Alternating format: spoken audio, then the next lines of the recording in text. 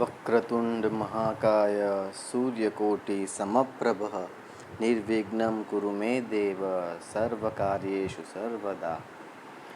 હે ગજાનન ગણપતિ, પ્રથમ પૂજ્ય શ્રી ગણેશ, આજે એક સત્કર્મની શરૂઆત ભાદરવી પૂનમે કરવા જઈ રહ્યો છું, તો આપ આ સત્કર્મ નિર્વિઘ્ને પૂર્ણ થાય એ માટે સહાયુ બનજો. જય શ્રી ગણેશ. યા કુંદેન્દુ તુષારહાર ધવલા, યા શુભ્રવસ્ત્રાવૃતા, યા વીણાવરદંડમંડિતકરા, યા શ્વેતપદ્માસના, યા બ્રહ્માચ્યુતશંકરં પ્રભૃતિભિः દેવૈः સદા વંદિતા, સા માં પાતુ સરસ્વતી ભગવતી નિશેષજાડ્યાપહા. હે મા સરસ્વતી, શ્રીમદ્ ભાગવત પારાયણ પાઠની શરૂઆત આપના સાક્ષીમાં કરવા જઈ રહ્યો છું, તો આપ શ્રીમુખે પધારજો. જય મા સરસ્વતી.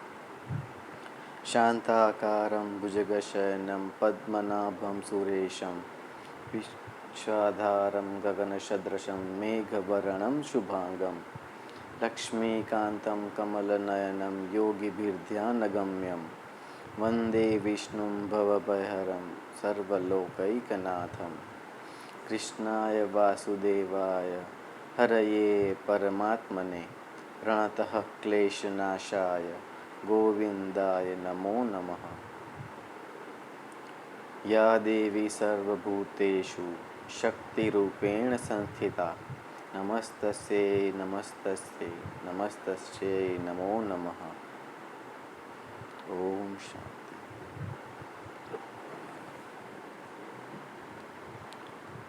ચતુશ્લોકી ભાગવત. અહમેવાસ્મેવાગ્રે નાન્યદ્યત સત્સત્પરમ પશ્ચાદહમ યદેતચ્ચ યો વશિષ્યેત સોऽસ્મ્યહમ. ઋતેર્થમ યત પ્રતીયેત ન પ્રતીયેત ચાત્મનિ તદ્વિદાદાત્મનો માયામ યથા ભાસો યથા તમઃ યથા મહાંતિ ભૂતાની ભૂતેષુચ્ચા વચેષ્વનો પ્રવિષ્ટાન્ય પ્રવિષ્ટાની તથા તે શૂનતેષ્વહમ. એતાવદેવ જિજ્ઞાસ્યં તત્વજિજ્ઞાસુનાત્મનઃ અન્વયવ્યતિરેકાભ્યામ યત સ્યાત્ સર્વત્ર સર્વદા. સૃષ્ટિના પૂર્વે હું જ હતો, મારાથી ભિન્ન કશું પણ ન હતું, અને સૃષ્ટિના ઉત્પન્ન થયા પછી જે કંઈ પણ આ દ્રશ્ય થનારા પદાર્થો છે તે હું જ છું. જે સત, અસત અને તેનાથી પર પુરુષોત્તમ છે તે બધું હું જ છું, તથા સૃષ્ટિની સીમા પછી પણ હું જ છું, અને આ બધાનો નાશ થઈ ગયા પછી જે કંઈ બાકી રહે છે તે પણ હું જ છું. જેમ આભાસ અર્થાત કોઈ વસ્તુનું પ્રતિબિંબ ખરેખર કોઈ વસ્તુ નથી, પ્રતીતિ માત્ર જ છે, તે પ્રમાણે મારા પરમાર્થ વસ્તુરૂપ પરમાત્મા સિવાય પરમાત્મામાં જે કંઈ પ્રતીત થાય છે તે વાસ્તવમાં કશું નથી. તથા જેમ વિદ્યમાન હોવા છતાં પણ અર્થાત રાહુગ્રહની પ્રતીતિ થતી નથી, એ જ પ્રમાણે વાસ્તવમાં સત હોવા છતાં પણ જે મુજ પરમાત્માની પ્રતીતિ થતી નથી.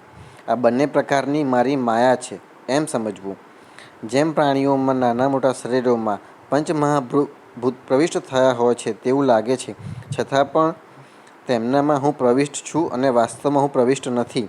પરમાત્માના તત્વને જાણવાની ઈચ્છાવાળા મનુષ્ય વિધિરૂપે અર્થાત પરમાત્મા આવા છે, પરમાત્મા આવા છે એવા ભાવથી, તથા નિષેધરૂપે અર્થાત પરમાત્મા આવા પણ નથી, પરમાત્મા આવા પણ નથી એવા ભાવથી એટલું જ જાણવું જરૂરી છે કે સર્વદેશ અને સર્વકાળમાં વિદ્યમાન છે. શ્રીમદ્ ભાગવત મહાત્મ્ય. લોકવિખ્યાત શ્રીમદ્ ભાગવત નામના પુરાણનું શ્રદ્ધાયુક્ત થઈને પ્રતિદિન શ્રવણ કરવું જોઈએ. આ જ મારા સંતોષનું કારણ છે.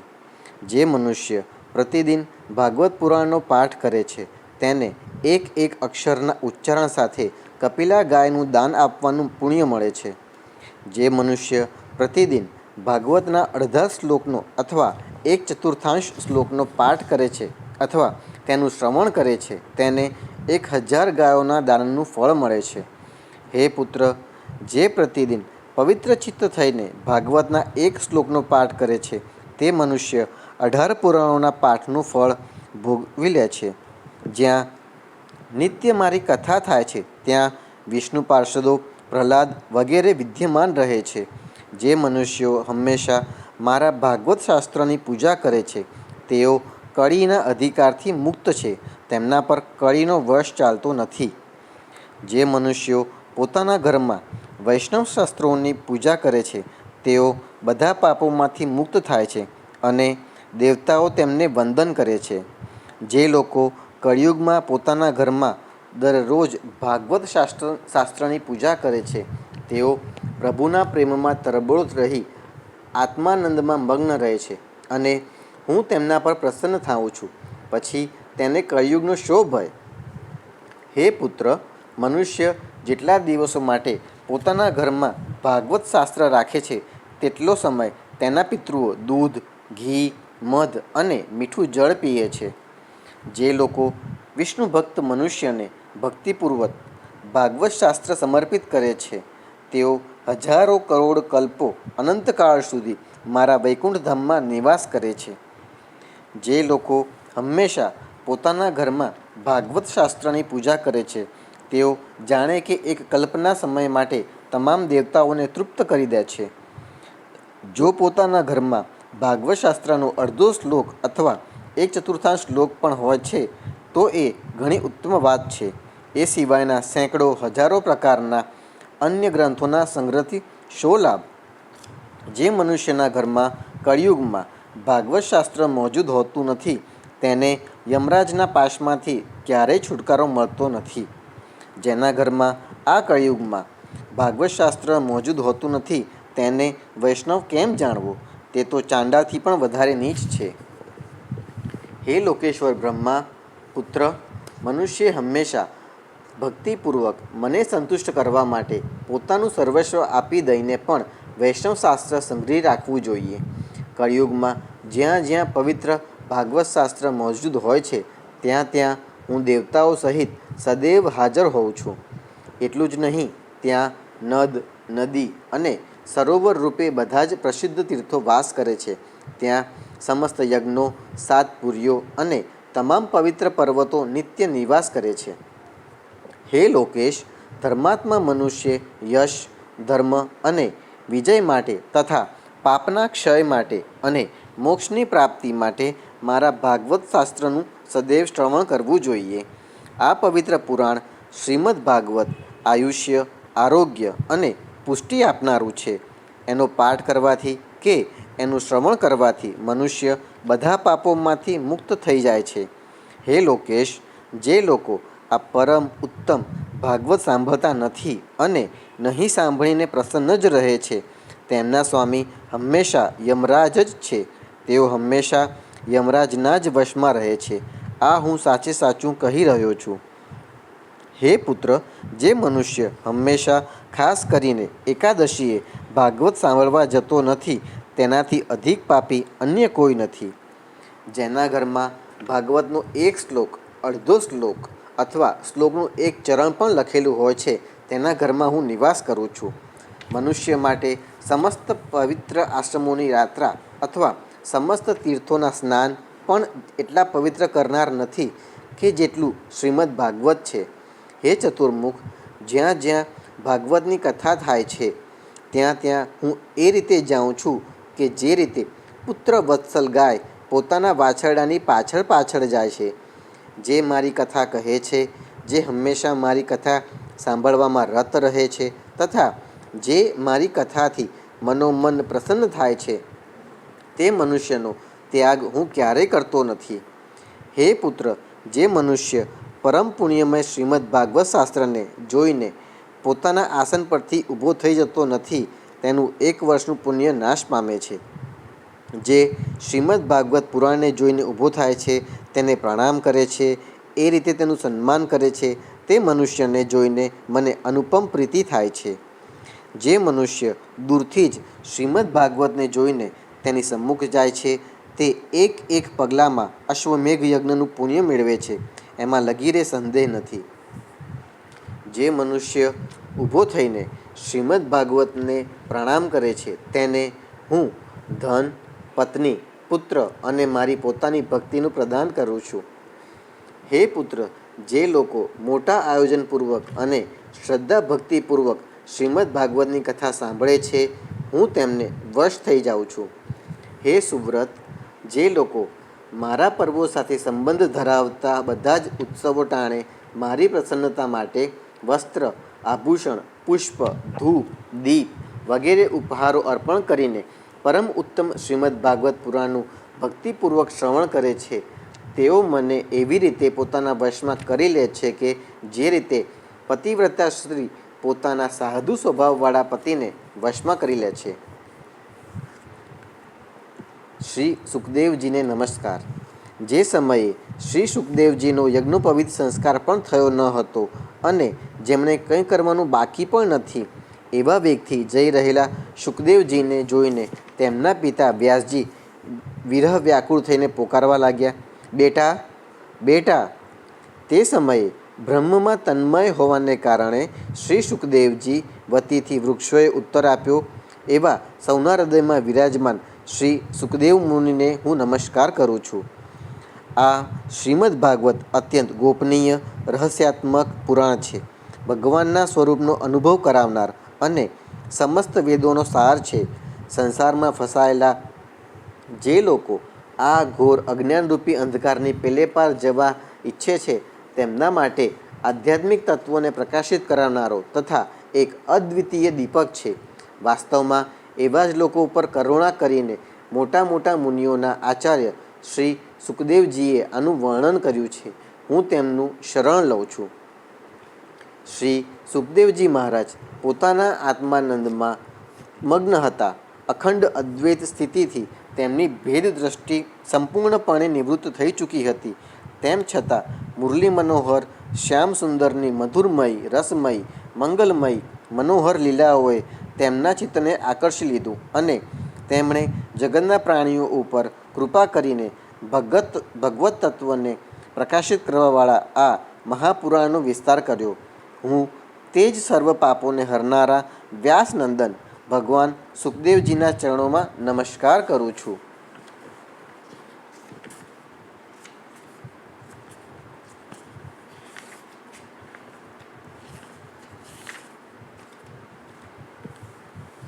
કૃષ્ણમ નારાયણમ વંદે, કૃષ્ણમ વંદે વ્રજપ્રિયમ, કૃષ્ણમ દ્વૈપાયનમ વંદે, કૃષ્ણમ વંદે પૃથાસુતમ. સચ્ચિદાનંદરૂપાય વિશ્વોત્પત્યાદિહેતવે તાપત્રય વિનાશાય શ્રીકૃષ્ણાય વયમ નુમઃ. સચ્ચિદાનંદ સ્વરૂપ ભગવાન શ્રી કૃષ્ણને અમે નમસ્કાર કરીએ છીએ કે જેઓ જગતની ઉત્પત્તિ, સ્થિતિ અને વિનાશના હેતુ છે તથા આધ્યાત્મિક, આધિદૈવિક અને આધિભૌતિક એ ત્રણેય પ્રકારના દુઃખોનો નાશ કરનારા છે. જે સમયે શ્રી સુખદેવજીનો યજ્ઞોપવિત સંસ્કાર પણ થયો ન હતો અને જેમણે કંઈ કરવાનું બાકી પણ નથી, એવા વેગથી જઈ રહેલા સુખદેવજીને જોઈને તેમના પિતા વ્યાસજી વ્યાકુળ થઈને પોકારવા લાગ્યા, બેટા, બેટા. તે સમયે બ્રહ્મમાં તન્મય હોવાને કારણે શ્રી સુખદેવજી વતીથી વૃક્ષોએ ઉત્તર આપ્યો, એવા સૌના હૃદયમાં વિરાજમાન શ્રી સુખદેવ મુનિને હું નમસ્કાર કરું છું. એક સમયની વાત છે કે ભગવત કથામૃતનું રસાસ્વાદન કરવામાં કુશળ મુનિવર શૌનકજીએ નૈમિષારણ્ય ક્ષેત્રમાં વિરાજમાન મહામતી સૂતજીને નમસ્કાર કરીને પૂછ્યું, હે સૂતજી, અજ્ઞાનના અંધકારનો નાશ કરવા માટે તમારું જ્ઞાન કરોડો સૂર્ય સમાન છે. તમે અમારા કાનો માટે રસાયણ અમૃત સ્વરૂપ સારગર્ભિત કથા કહો. ભક્તિ, જ્ઞાન અને વૈરાગ્યથી મળનારા મહાન વિવેકની વૃદ્ધિ કેવી રીતે થાય છે અને વૈષ્ણવો આ માયા મોહથી કેવી રીતે છુટકારો મેળવે છે. આ ઘોર કળિયુગમાં જીવો પ્રાયઃ આસુરી સ્વભાવના થઈ ગયા છે.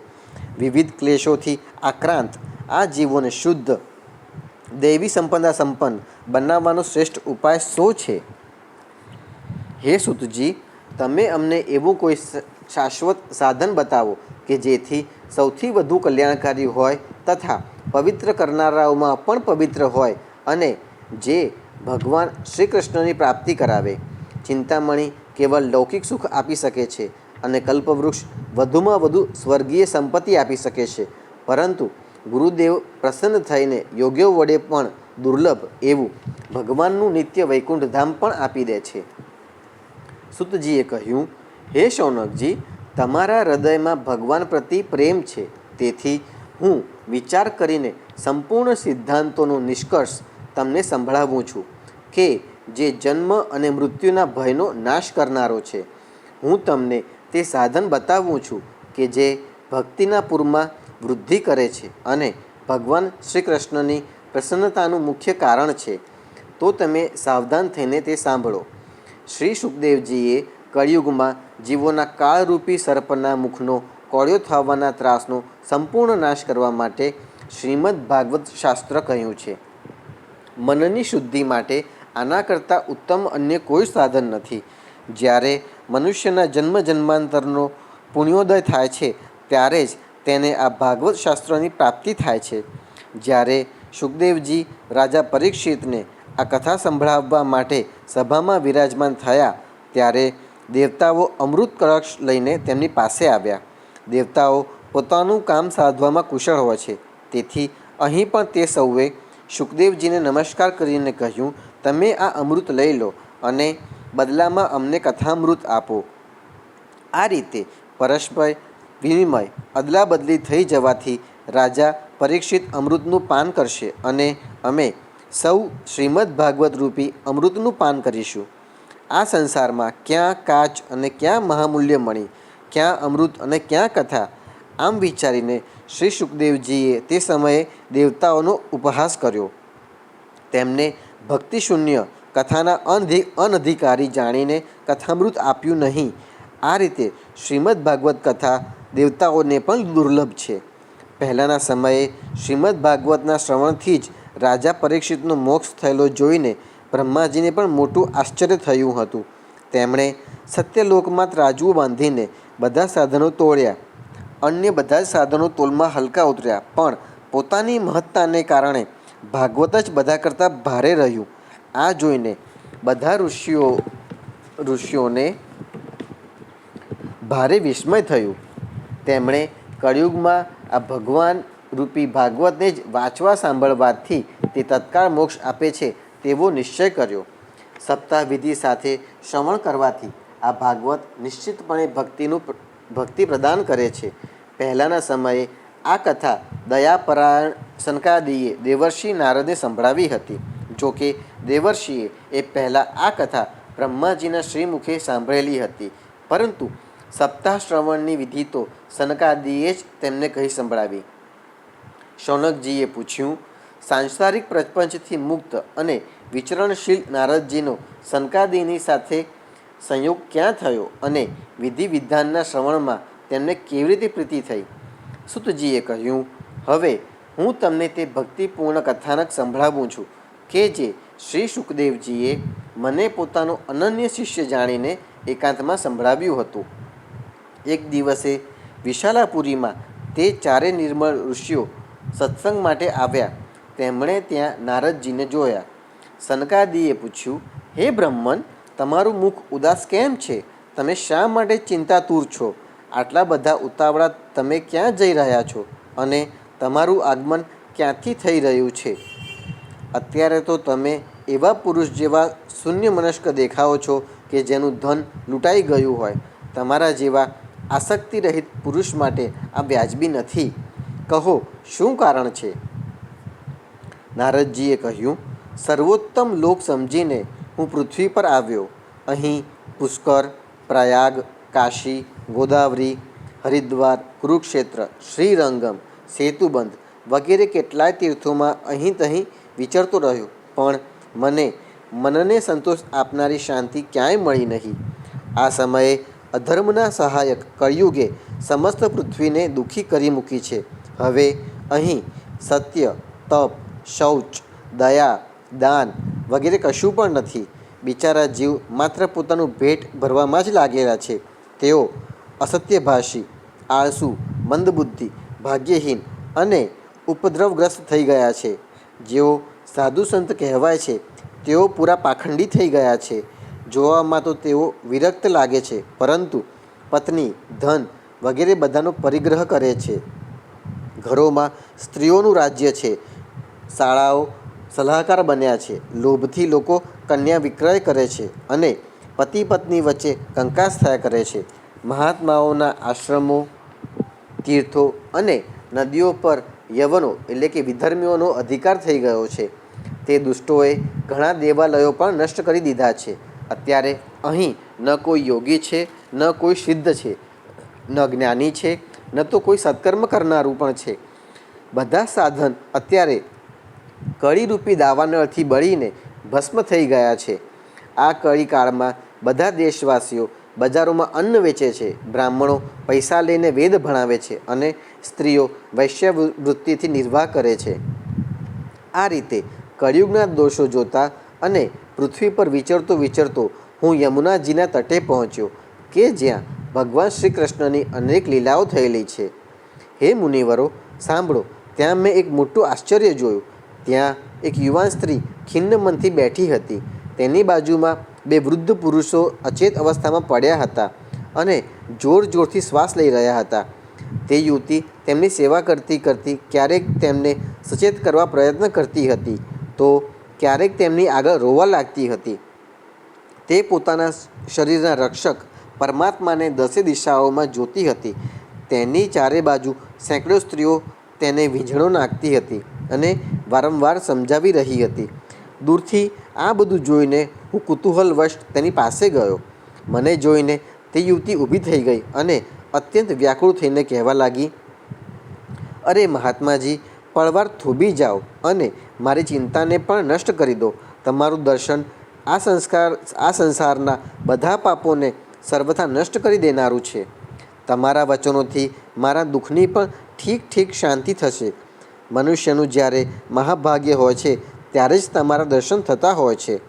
નારદજી કહે છે, ત્યારે મેં તે સ્ત્રીને પૂછ્યું, દેવી, તમે કોણ છો? આ બંને પુરુષો તમારા શું થાય છે અને તમારી પાસે આ કમળનયની દેવીઓ કોણ છે? તમે પોતાના દુઃખનું કારણ મને વિસ્તારથી જણાવો. યુવતીએ કહ્યું, મારું નામ ભક્તિ છે. આ જ્ઞાન અને વૈરાગ્ય નામના મારા પુત્રો છે. કાળ બળે જ તેઓ આવા જર્જર થઈ ગયા છે. આ દેવીઓ ગંગાજી વગેરે નદીઓ છે તે બધી મારી સેવા કરવા માટે જ આવેલી છે. આ રીતે સાક્ષાત દેવીઓની સેવા પામવા છતાં પણ મને સુખ શાંતિ થતી નથી. હે તપોધન, હવે ધ્યાન દઈને મારો વૃત્તાંત સાંભળો. આમ તો મારી કથા પ્રસિદ્ધ છે, તો પણ તમે તે સાંભળો અને મને શાંતિ આપો. હું દ્રવિડ દેશમાં જન્મી, કર્ણાટકમાં ઉછરી, ક્યાંક ક્યાંક મહારાષ્ટ્રમાં સન્માન પામી, પરંતુ ગુજરાતમાં મને ઘડપણ ઘેરી વળ્યું. ત્યાં ઘોર કળિયુગના પ્રભાવથી પાખંડીઓએ મારો અંગ ભંગ કરી દીધો. દીર્ઘ સમય સુધી આવી અવસ્થા રહેવાને કારણે હું પોતાના પુત્રો સહિત દુર્બળ અને નિસ્તેજ થઈ ગઈ. હવે હું જ્યારથી વૃંદાવનમાં આવી છું ત્યારથી ફરી પરમ સુંદરી સ્વરૂપવતી નવયુવતી થઈ ગઈ છું. પરંતુ આ સામે પડી રહેલા મારા બંને પુત્રો થાક્યા હાર્યા દુઃખી થઈ રહ્યા છે. હવે હું આ સ્થાન છોડીને બીજે ક્યાંક જવા ઈચ્છું છું. આ બંને ઘરડા થઈ ગયા છે. આ જ દુઃખથી હું દુઃખી છું.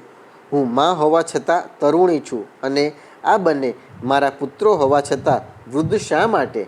અમે ત્રણે સાથે જ રહેનારા છીએ, તો પછી આ વિપરીતપણું શા માટે? થવું તો એમ જોઈએ કે માતા ઘરડી હોય અને પુત્રો યુવાન. આ કારણે હું આશ્ચર્યચકિત ચિત્તથી પોતાની આ સ્થિતિ પર શોક કરી રહી છું. આપ પરમ બુદ્ધિમાન અને યોગનિધિ છો. આનું શું કારણ છે તે બતાવશો? નારદજીએ કહ્યું, હે સાધ્વી, હું જ્ઞાન દ્રષ્ટિથી પોતાના હૃદયમાં તમારા સંપૂર્ણ દુઃખનું કારણ જોઉં છું. તમારે વિષાદ કરવો જોઈએ નહીં. શ્રી હરિ તમારું કલ્યાણ કરશે. સૂતજી કહે છે, મુનિવર, નારદજીએ એક ક્ષણમાં જ તેનું કારણ જાણીને કહ્યું. નારદજીએ કહ્યું, હે દેવી, સાવધાન થઈને સાંભળો. આ દારૂણ કળિયુગ છે. તેથી અત્યારે સદાચાર, યોગ માર્ગ, તપ વગેરે બધા લુપ્ત થઈ ગયા છે. લોકો શઠતા અને દુષ્કર્મ કરતા રહીને અઘાસુર બની રહ્યા છે. સંસારમાં જ્યાં જુઓ ત્યાં સત્પુરુષો દુઃખી છે અને દુષ્ટો સુખી થઈ રહ્યા છે. અત્યારે જે બુદ્ધિમાન પુરુષ ધૈર્ય ધારણ કરીને રહે છે તે જ મોટો જ્ઞાની અથવા પંડિત છે. પૃથ્વી ક્રમશઃ પ્રતિવર્ષ શેષજી માટે ભારરૂપ થતી જાય છે. અત્યારે તે સ્પર્શપાત્ર તો શું જોવા લાયક પણ રહી નથી અને પૃથ્વી પર ક્યાંય મંગળ દેખાતું જ નથી. અત્યારે કોઈને પુત્રો સહિત તમારું દર્શન પણ થતું નથી. વિષયાનુરાગને કારણે અંધ બનેલા જીવો વડે ઉપેક્ષિત થયેલા તમે જર્જર બની રહ્યા હતા. વૃંદાવનના સંયોગથી તમે પુનઃ તરુણી બન્યા છો. તેથી આ વૃંદાવન ધામ ધન્ય છે કે જ્યાં સર્વત્ર ભક્તિ નૃત્ય કરે છે. પરંતુ તમારા આ બંને પુત્રોનો અહીં કોઈ ગ્રાહક નથી, તેથી તેમનું ઘડ પણ છૂટતું નથી. અહીં તેમને થોડુંક આત્મસુખ, ભગવાનના સ્પર્શથી આવિર્ભૂત આનંદ પ્રાપ્ત થવાને કારણે એ સૂતા હોય તેવા લાગે છે. ભક્તિએ કહ્યું, રાજા પરીક્ષિતે આ પાપી કળિયુગને શા માટે રહેવા દીધો?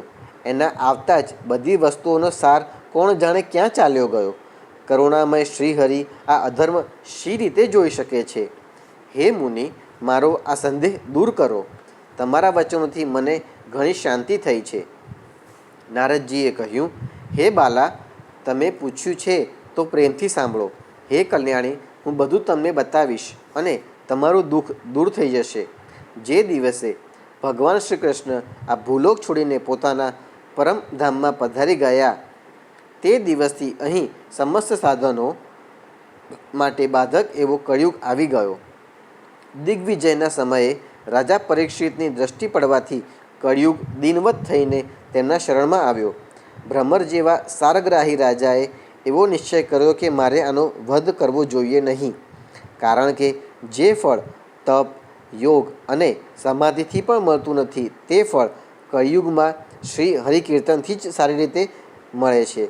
આ રીતે સારહીન હોવા છતાં પણ તેને એક દ્રષ્ટિએ સારયુક્ત જોઈને તેમણે કળિયુગમાં ઉત્પન્ન થનારા જીવોના સુખ માટે તેને રહેવા દીધો હતો.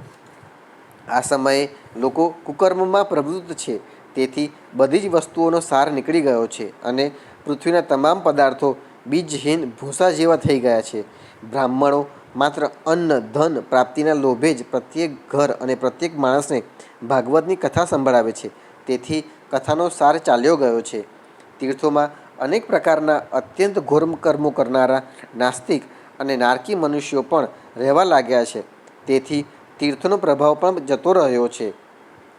જેમનું ચિત્ત નિરંતર કામ, ક્રોધ, લોભ, તૃષ્ણાથી તપતું રહે છે તેવા મનુષ્યો પણ તપસ્યાનો ઢોંગ કરવા લાગ્યા છે. તેથી તપમાંથી પણ સાર નીકળી ગયો છે. મન પર કાબૂ નહીં હોવાને કારણે તથા લોભ, દંભ અને પાખંડનો આશ્રય લેવાને કારણે તેમજ શાસ્ત્રનો અભ્યાસ નહીં કરવાથી ધ્યાન યોગનું ફળ ચાલ્યું ગયું છે. પંડિતોની દશા એવી છે કે તેઓ પોતાની પત્ની સાથે પશુની જેમ રમણ કરે છે. તેમનામાં સંતાન પેદા કરવાનું જ કૌશલ્ય જોવા મળે છે.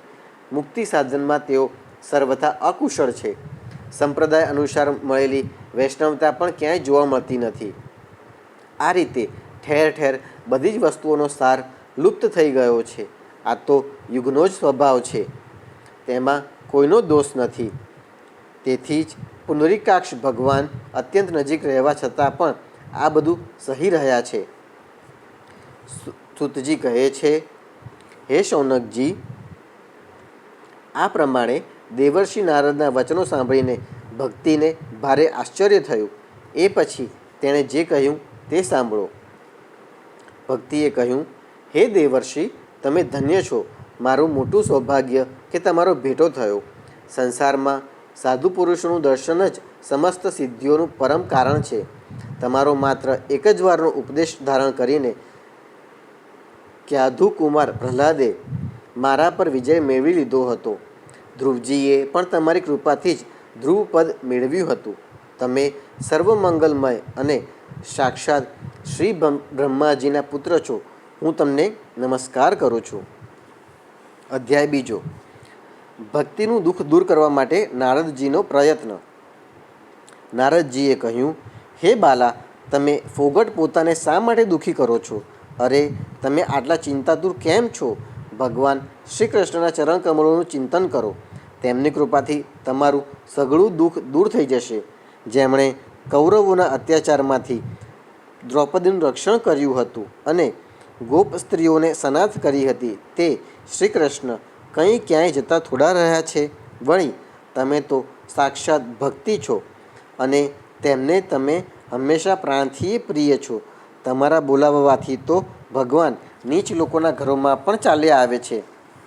સત્ય, ત્રેતા અને દ્વાપર આ ત્રણેય યુગોમાં જ્ઞાન અને વૈરાગ્ય મુક્તિના સાધન હતા, પરંતુ કળિયુગમાં તો કેવળ ભક્તિ જ બ્રહ્મ સાયુજ્ય એટલે કે મોક્ષની પ્રાપ્તિ કરાવનારી છે.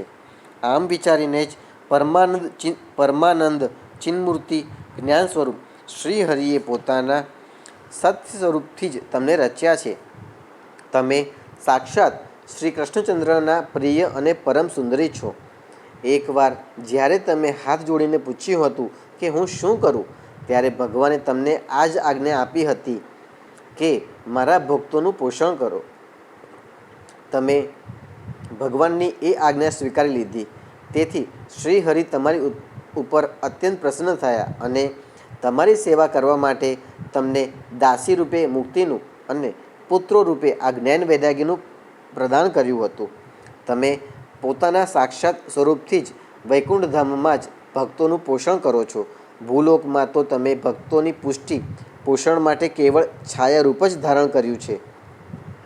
ત્યારે તમે મુક્તિ, જ્ઞાન અને વૈરાગ્યને સાથે લઈને પૃથ્વી તળમાં આવ્યા અને સતયુગથી દ્વાપરયુગ સુધી ઘણા આનંદથી રહ્યા.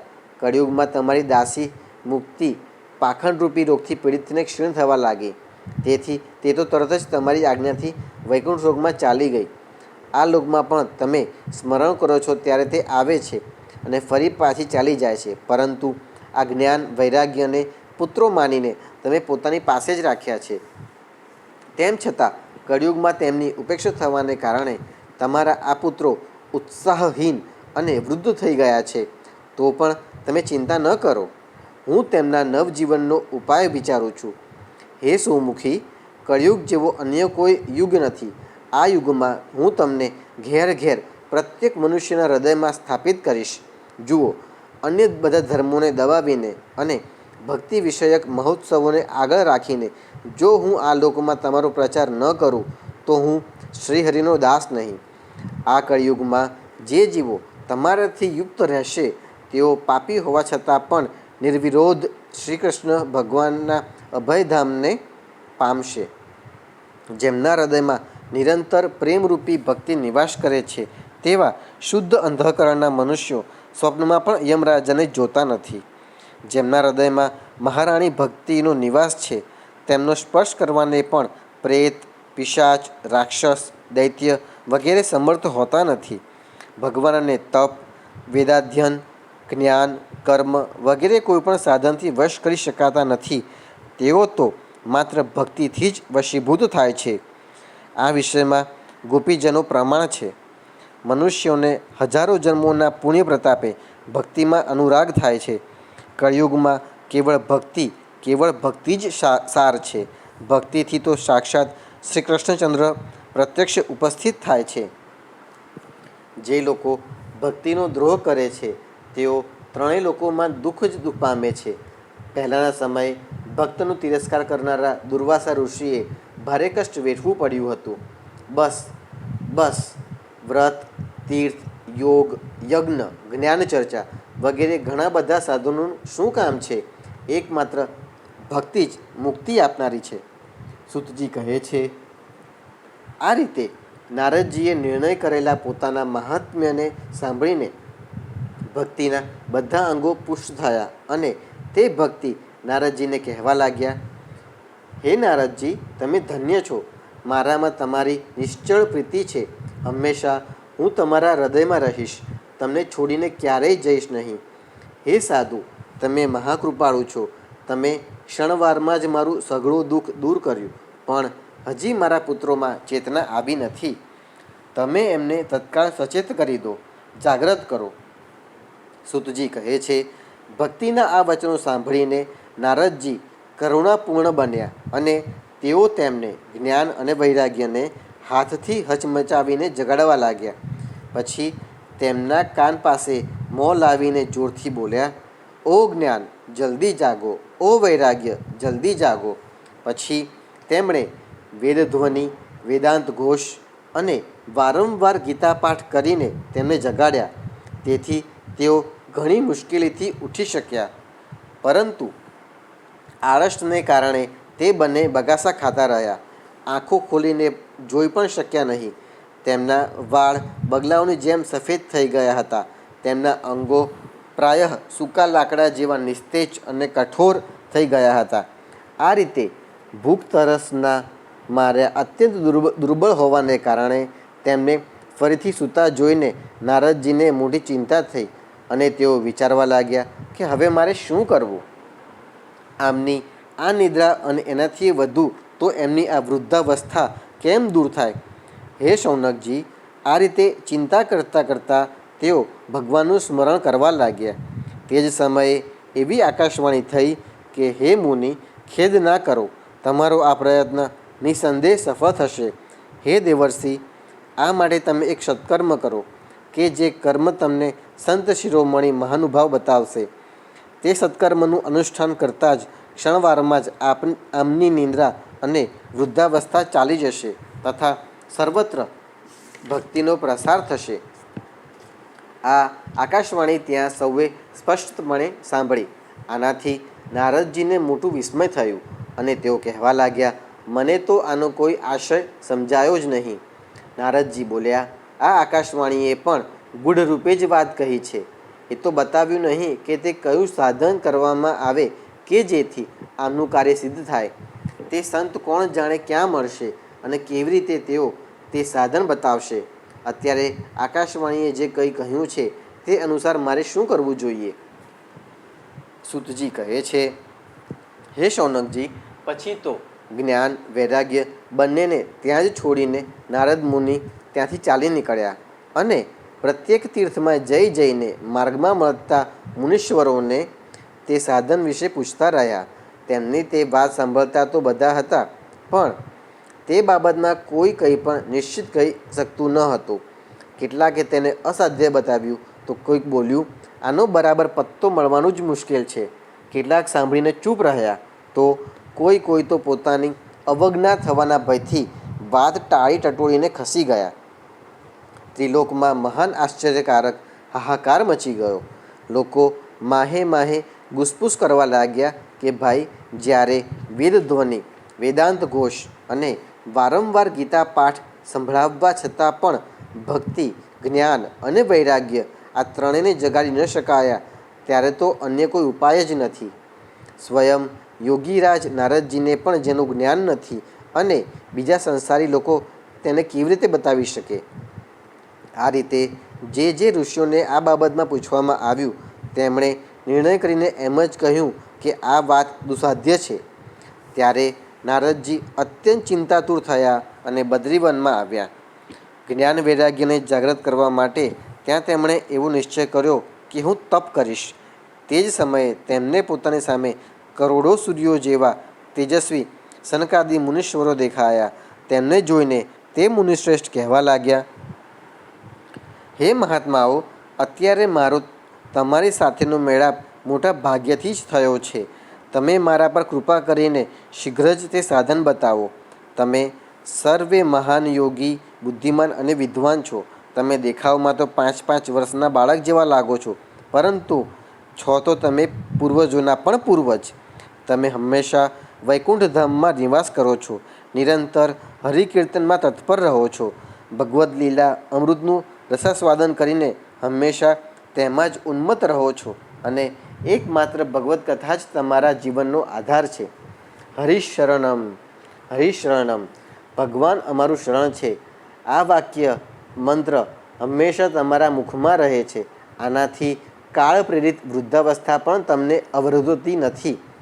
પહેલાંના સમયે તમારા ભ્રુભંગ માત્રથી જ ભગવાન વિષ્ણુના દ્વારપાળો જય અને વિજય તત્કાળ પૃથ્વી પર પતન પામ્યા હતા અને પછી તમારી જ કૃપાથી તેઓ પુનઃ વૈકુંઠ પામ્યા હતા. ધન્ય છે, અત્યારે તમારું દર્શન મોટા સૌભાગ્યથી જ થયું છે. હું અત્યંત દીન છું અને તમે સ્વભાવથી જ દયાળુ છો, તેથી તમારે મારા પર અવશ્ય કૃપા કરવી જોઈએ. બતાવો, આકાશવાણીએ જેની બાબતમાં કહ્યું છે તે સાધન કયું છે અને મારે કેવી રીતે તેનું અનુષ્ઠાન કરવું જોઈએ? તમે એનું વિસ્તારથી વર્ણન કરો. ભક્તિ, જ્ઞાન અને વૈરાગ્યને કઈ રીતે સુખ મળી શકે અને કઈ રીતે બધા વર્ણોમાં તેમની પ્રેમપૂર્વક પ્રતિષ્ઠા કરી શકાય? સનકાદિએ કહ્યું, હે દેવર્ષિ, તમે ચિંતા ન કરો, મનમાં પ્રસન્ન થાઓ.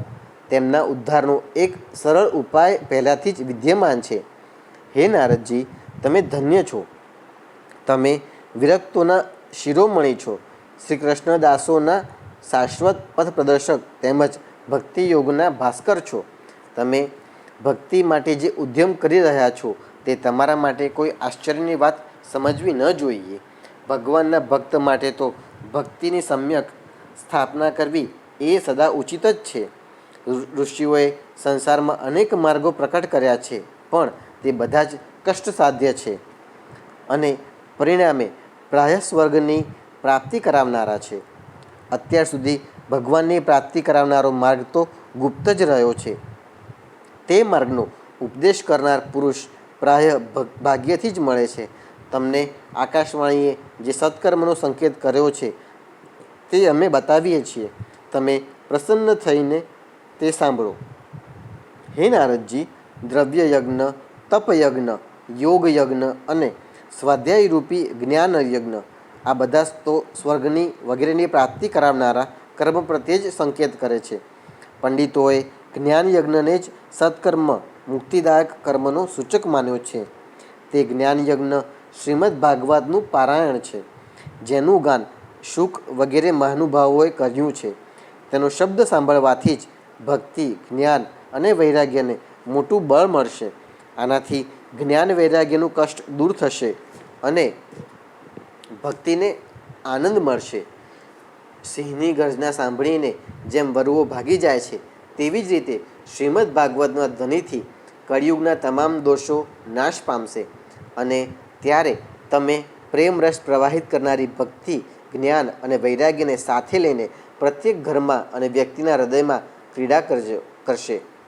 નારદજીએ કહ્યું, મેં વેદ વેદાંતના ઉચ્ચારણ અને ગીતાપાઠ કરીને તેમને ઘણા જગાડ્યા, પણ એમ છતાં એ ત્રણેય ભક્તિ, જ્ઞાન અને વૈરાગ્ય જાગ્યા નહીં. આવી સ્થિતિમાં શ્રીમદ ભાગવત સંભળાવવાથી તેઓ કેવી રીતે જાગશે?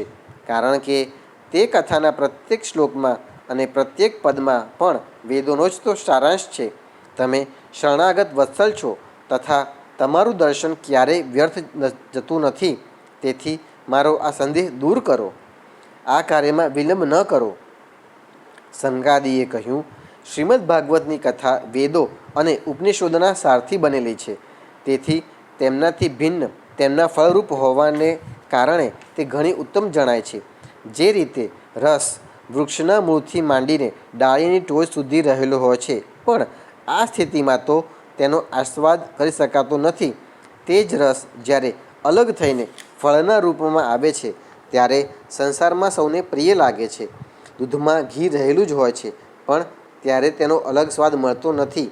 તે જ ઘી જ્યારે દૂધમાંથી અલગ થાય છે ત્યારે તે દેવતાઓ માટે પણ સ્વાદવર્ધક બને છે. ખાંડ શેરડીની ઉપર નીચે અને વચ્ચે પણ વ્યાપ્ત રહે છે, તો પણ અલગ થવાથી તેની કંઈ ઓર જ મધુરતા એટલે કે મીઠાશ હોય છે. એવી જ આ ભાગવતની કથા છે.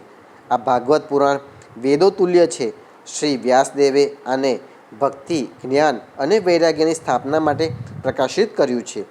પહેલાંના સમયે જ્યારે વેદ વેદાંતના પારગામી અને ગીતાના પણ રચનારા ભગવાન વ્યાસદેવ ખિન્ન થઈને અજ્ઞાન સમુદ્રમાં ગોથા ખાતા હતા, ત્યારે તમે જ તેમને 4 શ્લોકોમાં આનો ઉપદેશ કર્યો હતો. તેને સાંભળતા જ તેમની સઘળી ચિંતા દૂર થઈ ગઈ હતી. તો પછી તમને આશ્ચર્ય કેમ થઈ રહ્યું છે કે જેથી તમે અમને પૂછી રહ્યા છો?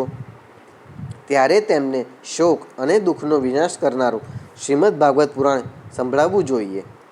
નારદજીએ કહ્યું, હે સનકાદી ઋષિઓ, તમારું દર્શન જીવના સમસ્ત પાપોનો તત્કાળ નાશ કરી દે છે અને જેઓ સંસાર દુઃખરૂપી દાવાનળથી તપ્ત થયેલા છે તેમના પર તત્કાળ શાંતિની વર્ષા કરે છે અને શેષજીના સહસ્ત્ર મુખોથી ગવાયેલા ભગવત કથામૃતનું જ નિરંતર પાન કરતા રહો છો. હું પ્રેમ લક્ષણા ભક્તિનો પ્રકાશ કરવાના ઉદ્દેશ્યથી તમારું શરણ લઉં છું. જ્યારે અનેક જન્મોથી સંચિત પુણ્યરાશિનો ઉદય થવાથી મનુષ્યને સત્સંગ પ્રાપ્ત થાય છે, ત્યારે તે સત્સંગ તેના અજ્ઞાનજનિત મોહનો અને મદરૂપી અંધકારનો નાશ કરે છે અને પરિણામે વિવેકનો ઉદય થાય છે. અધ્યાય 3. ભક્તિના દુઃખનું નિવારણ. નારદજી કહે છે, હવે હું ભક્તિ, જ્ઞાન અને વૈરાગ્યની સ્થાપના કરવા માટે શ્રી સુખદેવજીએ કરેલા ભાગવત શાસ્ત્રની કથા વડે પ્રયત્નપૂર્વક ઉજ્જવળ જ્ઞાનયજ્ઞ કરીશ. આ જ્ઞાનયજ્ઞ મારે ક્યાં કરવો જોઈએ? તમે એ માટે કોઈ સ્થાન બતાવો. તમે વેદોના પારગામી છો, તેથી મને આ શુક શાસ્ત્રનો મહિમા સંભળાવો. તમે એ પણ બતાવો કે શ્રીમદ ભાગવતની કથા કેટલા દિવસોમાં સંભળાવવી જોઈએ અને તેને સાંભળવાની વિધિ શી છે? સનકાદિ બોલ્યા, હે નારદજી, તમે ઘણા વિનમ્ર અને વિવેકી છો. સાંભળો, અમે તમને આ બધી વાતો બતાવીએ છીએ. હરિદ્વાર પાસે આનંદ નામનો એક ઘાટ છે. ત્યાં અનેક ઋષિઓ રહે છે તથા દેવતાઓ અને સિદ્ધો પણ તેનું સેવન કરતા રહે છે. જાત જાતના વૃક્ષો અને લતાઓને કારણે તે ઘાટ ઘણો સઘન છે અને ત્યાં ઘણી કોમળ નવી રીતિ પથરાયેલી છે. તે ઘાટ ઘણો જ સુરમ્ય છે અને એકાંત પ્રદેશમાં છે. ત્યાં હરહંમેશ સોનેરી કમળોની સુગંધ વહ્યા કરે છે. તેની આસપાસ નહેરના સિંહ, હાથી અને પરસ્પર વિરોધી જીવોના ચિત્તમાં પણ વેરભાવ નથી. ત્યાં તમારે કોઈ વિશેષ પ્રયત્ન કર્યા વિના જ જ્ઞાનયજ્ઞનો આરંભ કરવો જોઈએ. તે સ્થળે કથામાં અપૂર્વ રસનો આવિર્ભાવ થશે. ભક્તિ પણ પોતાની આંખોની સામે નિર્બળ અને જરા જીર્ણ અવસ્થામાં પડી રહેલા જ્ઞાન અને વૈરાગ્યને સાથે લઈને ત્યાં આવી જશે. કારણ કે જ્યાં પણ શ્રીમદ ભાગવતની કથા થાય છે, ત્યાં આ ભક્તિ આપોઆપ પહોંચી જાય છે. ત્યાં કાનોમાં કથાના શબ્દો પડવાથી તે ત્રણેય તરુણ થઈ જશે. સુતજી કહે છે, આ રીતે કહીને નારદજીની સાથે સનકાદિ વગેરે શ્રીમદ ભાગવત કથામૃતનું પાન કરવા માટે ત્યાંથી તરત જ ગંગા કિનારે ચાલી આવ્યા. જે સમયે તેઓ ગંગા તટે પહોંચ્યા ત્યારે ભૂલોક, દેવલોક અને બ્રહ્મલોક સઘળે સ્થળે શ્રીમદ ભાગવતની કથા થઈ રહી છે એવું વારંવાર કહેતા કોલાહલ વ્યાપી ગયો. ભગવત કથાના જે રસિક વિષ્ણુ ભક્તો હતા તે બધા જ શ્રીમદ ભાગવત અમૃતનું પાન કરવા માટે સૌથી આગળ દોડતા દોડતા આવવા લાગ્યા. ભૃગુ, વશિષ્ઠ, ચ્યવન, ગૌતમ, મેઘાતિથિ, દેવલ, દેવરાત, પરશુરામ, વિશ્વામિત્ર, શાકલ, માર્કંડેય, દત્તાત્રેય, પિપ્પલાદ, યોગેશ્વર, વ્યાસ અને પરાશર, છાયાશુક, જાજલી અને જહનુ વગેરે બધા જ મુખ્ય મુનિજનો પોતપોતાના પુત્રો, પત્નીઓ અને શિષ્યો સમેત ખૂબ પ્રેમપૂર્વક ત્યાં આવ્યા. એમના ઉપરાંત વેદ, વેદાંત, ઉપનિષદો, મંત્ર, તંત્ર, 17 પુરાણો અને 6 શાસ્ત્રો પણ મૂર્તિબંધ બનીને ત્યાં ઉપસ્થિત થયા. ગંગા વગેરે નદીઓ, પુષ્કર વગેરે સરોવરો, કુરુક્ષેત્ર વગેરે સમસ્ત ક્ષેત્રો, બધી દિશાઓ, દંડક વગેરે વનો, હિમાલય વગેરે પર્વતો તથા દેવો, ગંધર્વો, દાનવો વગેરે બધા જ કથા સાંભળવા ચાલ્યા આવ્યા. જે લોકો પોતાના ગૌરવને કારણે આવ્યા નહીં, તેમને મહર્ષિ ભૃગુ સમજાવી મનાવીને લઈ આવ્યા. હવે કથા સંભળાવવા માટે દીક્ષિત થઈને શ્રી કૃષ્ણ પરાયણ સનકાદિ ઋષિ નારદજીએ આપેલા શ્રેષ્ઠ આસન ઉપર વિરાજમાન થયા. તે સમયે સૌ શ્રોતાઓએ તેમની વંદના કરી. શ્રોતાઓમાં વૈષ્ણવો, વૈરાગ્યો, સંન્યાસીઓ, બ્રહ્મચારીઓ આગળ બેઠા અને સૌથી આગળ નારદજી વિરાજમાન થયા. એક બાજુ ઋષિગણ, એક બાજુ દેવો, એક બાજુ વેદો અને ઉપનિષદો તથા એક બાજુ તીર્થો બેઠા, જ્યારે બીજી તરફ સ્ત્રીઓ બેઠી. તે સમયે બધી બાજુએ જય જયકાર, નમસ્કાર અને શંખનાદ થવા લાગ્યા અને અબિલ ગુલાલ, લાજા એટલે કે હોમ માટેની ડાંગરની ધાણી તેમજ પુષ્પોની પુષ્કળ વૃષ્ટિ થવા લાગી. કેટલાક શ્રેષ્ઠ દેવો તો વિમાનો પર ચઢીને ત્યાં બેઠેલા સૌ લોકો પર કલ્પવૃક્ષના પુષ્પોની વર્ષા કરવા લાગ્યા. સુતજી કહે છે, આ પ્રમાણે પૂજા સમાપ્ત થયા પછી જ્યારે બધા લોકો એકાગ્રચિત્ત થઈ ગયા ત્યારે સનકાદિ ઋષિ ત્યાં બેઠેલા ઋષિ મહાત્માઓને તથા નારદજીને શ્રીમદ ભાગવતનું મહાત્મ્ય સ્પષ્ટપણે સંભળાવવા લાગ્યા. સનકાદિએ કહ્યું, હવે અમે તમને આ ભાગવત શાસ્ત્રનો મહિમા સંભળાવીએ છીએ. આના શ્રવણ માત્રથી મુક્તિ મળી જાય છે. શ્રીમદ ભાગવતની કથાનું સદા સર્વદા સેવન આસ્વાદન કરવું જોઈએ. આના શ્રવણ માત્રથી શ્રીહરિ આવીને હૃદયમાં બિરાજે છે. આ ગ્રંથમાં 18,000 શ્લોક અને 12 સ્કંદ છે તથા શ્રી સુખદેવ અને રાજા પરીક્ષિતનો સંવાદ છે. તમે આ ભાગવત શાસ્ત્ર ધ્યાન દઈને સાંભળો. આ જીવ જ્યાં સુધી અજ્ઞાનવશ આ સંસાર ચક્રમાં ભટકે છે, જ્યાં સુધી એક ક્ષણ માટે પણ આ શુભ શાસ્ત્રની કથા તેના કાને પડતી નથી. ઘણા બધા શાસ્ત્રો અને પુરાણો સાંભળવાથી શો લાભ? એનાથી તો વ્યર્થ ભ્રમ વધે છે. મુક્તિ આપવા માટે તો એકમાત્ર ભાગવત શાસ્ત્ર જ ગરજી રહ્યું છે. જે ઘરમાં દરરોજ શ્રીમદ ભાગવતની કથા થાય છે તે ઘર તીર્થરૂપ બની જાય છે અને જે લોકો હજારો અશ્વમેઘ અને સેંકડો વાજપેયી યજ્ઞો આ શુક શાસ્ત્રની કથાના 16મા ભાગની તોલે પણ આવી શકતા નથી. હે તપોધનો, જ્યાં સુધી લોકો સારી રીતે શ્રીમદ ભાગવતનું શ્રવણ કરતા નથી ત્યાં સુધી તેમના શરીરમાં પાપ નિવાસ કરે છે. ફળની દ્રષ્ટિએ ગંગા, ગયા, કાશી, પુષ્કર તથા પ્રયાગ કોઈ પણ તીર્થ આ શુક શાસ્ત્ર કથાની બરાબરી કરી શકતું નથી. જો તમે પરમ ગતિ ઈચ્છો છો તો સ્વમુખે જ શ્રીમદ ભાગવતના અડધા અથવા ચતુર્થાંશ શ્લોકનો પણ નિત્ય નિયમપૂર્વક પાઠ કરવો. ઓમકાર, ગાયત્રી, પુરુષ સૂક્ત, ત્રણેય વેદ, શ્રીમદ ભાગવત, ઓમ નમો ભગવતે વાસુદેવાય, આ દ્વાદશાક્ષરી મંત્ર, 12 મૂર્તિઓવાળા સૂર્ય ભગવાન, પ્રયાગ, સંવત્સર રૂપી કાળ, બ્રાહ્મણ, અગ્નિહોત્ર, ગાય, બારસની તિથિ, તુલસી, વસંત ઋતુ અને ભગવાન પુરુષોત્તમ, આ બધામાં બુદ્ધિમાનો વાસ્તવમાં કોઈ અંતર માનતા નથી. જે મનુષ્ય અહર્નિશ શ્રીમદ ભાગવત શાસ્ત્રનો અર્થ સહિત પાઠ કરે છે તેના કરોડો જન્મોના પાપ નાશ પામે છે, એમાં લેશ માત્ર પણ શંકા નથી. જે મનુષ્ય દરરોજ ભાગવતનો અડધો અથવા ચતુર્થાંશ શ્લોક બોલે છે તેને રાજસૂય અને અશ્વમેઘ યજ્ઞ કર્યાનું ફળ મળે છે. નિત્ય ભાગવતનો પાઠ કરવો, ભગવાનનું ચિંતન કરવું, તુલસીનું સિંચન કરવું અને ગાયની સેવા કરવી, આ ચારે સમાન છે. જે મનુષ્ય અંતકાળે શ્રીમદ ભાગવતનું વાક્ય સાંભળે છે તેના પર પ્રસન્ન થઈને ભગવાન તેને વૈકુંઠ ધામ આપે છે. જે મનુષ્ય તેને શ્રીમદ ભાગવતને સુવર્ણ સિંહાસન પર મૂકીને વિષ્ણુ ભક્તને દાન કરે છે તે અવશ્ય ભગવાનનું સાયુજ્ય પામે છે. જે દુષ્ટે પોતાના આખા આયુષ્યમાં ચિત્ત દઈને શ્રીમદ ભાગવતામૃતનો થોડો સરખો પણ રસાસ્વાદ કર્યો નથી તેણે તો પોતાનો આખો જન્મારો ચાંડાલ અને ગધેડાની જેમ જ વ્યર્થ ગુમાવ્યો છે. તે તો પોતાની માતાને પ્રસવ પીડા આપવા જ પેદા થયો છે. જેણે આ શુક શાસ્ત્રના થોડાક પણ વચનો સાંભળ્યા નથી તે પાપાત્મા તો જીવતો છતાં મરેલા જેવો જ છે. પૃથ્વી માટે ભારરૂપ તે પશુતુલ્ય મનુષ્યને ધિક્કાર છે. આમ સ્વર્ગલોકમાં દેવતાઓમાં મુખ્ય ઇન્દ્ર વગેરે કહે છે. સંસારમાં શ્રીમદ ભાગવતની કથાની પ્રાપ્તિ ઘણી દુર્લભ છે. જ્યારે કરોડો જન્મોના પુણ્યનો ઉદય થાય છે ત્યારે જ તેની પ્રાપ્તિ થાય છે. હે નારદજી, તમે ઘણા જ બુદ્ધિમાન અને યોગનિધિ છો. તમે પ્રયત્નપૂર્વક કથાનું શ્રવણ કરો. આને સાંભળવા દિવસનો કોઈ નિયમ નથી. આને તો હંમેશા જ સાંભળવી એ સારું છે. આ કથા સત્ય ભાષણ અને બ્રહ્મચર્ય પાલનપૂર્વક હંમેશા જ સાંભળવી જોઈએ એમ શ્રેષ્ઠ મનાયું છે. પરંતુ કળિયુગમાં આમ કરવું આમ બનવું કપરું છે. તેથી આ અંગે શુકદેવજીએ જે વિશેષ વિધિ બતાવી છે તે જાણી લેવી જોઈએ. કળિયુગમાં લાંબા સમય સુધી ચિત્તની વૃત્તિઓને વશ રાખવી, નિયમ પાલન કરવું અને કોઈ પુણ્ય કાર્ય માટે દીક્ષિત રહેવું અઘરું છે.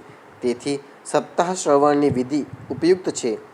શ્રદ્ધાપૂર્વક ક્યારેય પણ અથવા માઘ માસમાં શ્રવણ કરવાથી જે ફળ મળે છે તે જ ફળ શ્રી શુકદેવજીએ સપ્તાહ શ્રવણમાં નિર્ધારિત કર્યું છે. મનના અસંયમને કારણે, રોગોના બાહુલ્યને કારણે અને આયુષ્યની અલ્પતાને કારણે તથા કળિયુગમાં અનેક દોષોની સંભાવના હોવાને કારણે જ સપ્તાહ શ્રવણનું વિધાન કરવામાં આવ્યું છે. જે ફળ તપ, યોગ અને સમાધિથી પણ મળતું નથી તે ફળ સર્વાંગ સંપૂર્ણપણે સપ્તાહનું શ્રવણ કરવાથી સહજ ભાવે મળી જાય છે. સપ્તાહ શ્રવણ યજ્ઞ કરતાં પણ ઉત્તમ છે, વ્રત કરતાં પણ ઉત્તમ છે, તપ કરતાં પણ ઘણું ઉત્તમ છે, તીર્થ સેવન કરતાં તો હંમેશા અધિક જ છે, યોગ કરતાંય ઉત્તમ છે, ત્યાં સુધી કે ધ્યાન અને જ્ઞાન કરતાં પણ ઉત્તમ છે.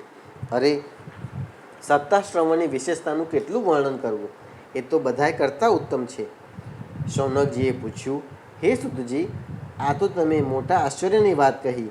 આ ભાગવત પુરાણ ખરે જ યોગવેત્તા બ્રહ્માજીના પણ આદિકારણ એવા શ્રી નારાયણનું નિરૂપણ કરે છે, પરંતુ મોક્ષ પ્રાપ્તિમાં જ્ઞાન વગેરે બધા સાધનોને અવગણીને આ યુગમાં આ ભાગવત પુરાણ એ બધા કરતાં કેવી રીતે ચઢી ગયું?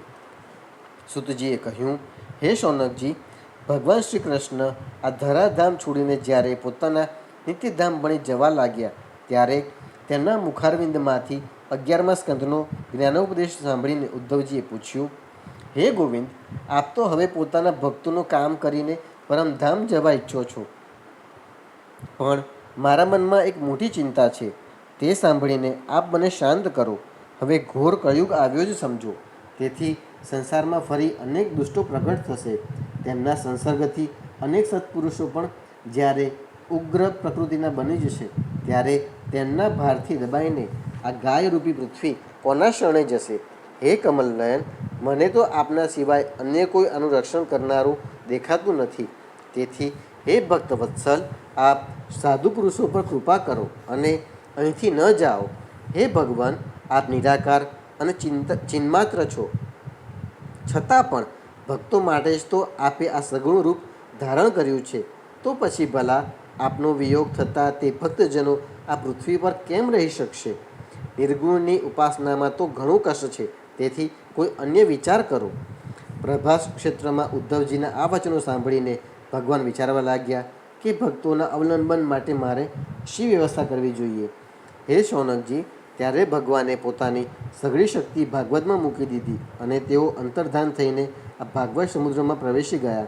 આમ આ ભાગવત ભગવાનની સાક્ષાત શબ્દમયી મૂર્તિ છે. આનું સેવન, શ્રવણ, પાઠ અથવા દર્શન કરવા માત્રથી જ મનુષ્યના તમામ પાપો નાશ પામે છે. એથી જ આનું સપ્તાહ શ્રવણ સૌથી ઉત્તમ મનાયું છે અને કળિયુગમાં તો અન્ય સર્વ સાધનોને અવગણીને આ સપ્તાહ શ્રવણ મુખ્ય ધર્મ બતાવવામાં આવ્યું છે. કળીકાળમાં આ જ એક એવો ધર્મ છે કે જે દુઃખ, દારિદ્ર્ય, દુર્ભાગ્ય અને પાપોને ધુએ છે તથા કામ, ક્રોધ વગેરે શત્રુઓ પર વિજય અપાવે છે. અન્યથા ભગવાનની આ માયાથી પીછો છોડાવવાનું તો દેવતાઓ માટે પણ દુષ્કર છે. તો પછી મનુષ્ય તો તે માયાને છોડી જ કેવી રીતે શકે? તેથી એનાથી છૂટવા માટે પણ સપ્તાહ શ્રવણનું વિધાન કરવામાં આવ્યું છે.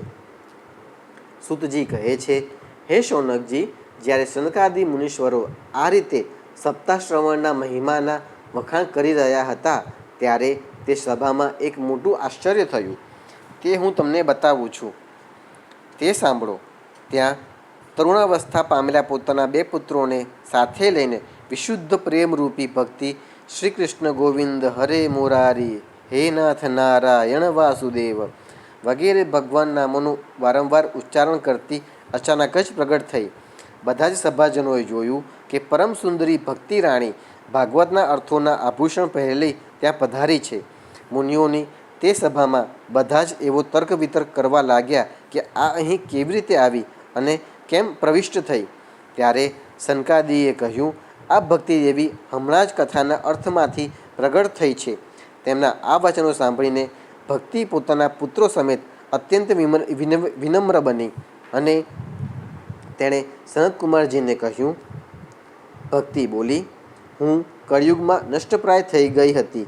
તમે કથામૃતનું સિંચન કરીને મને પુનઃ પુષ્ટ કરી દીધી. હવે તમે એ બતાવો કે હું ક્યાં રહું?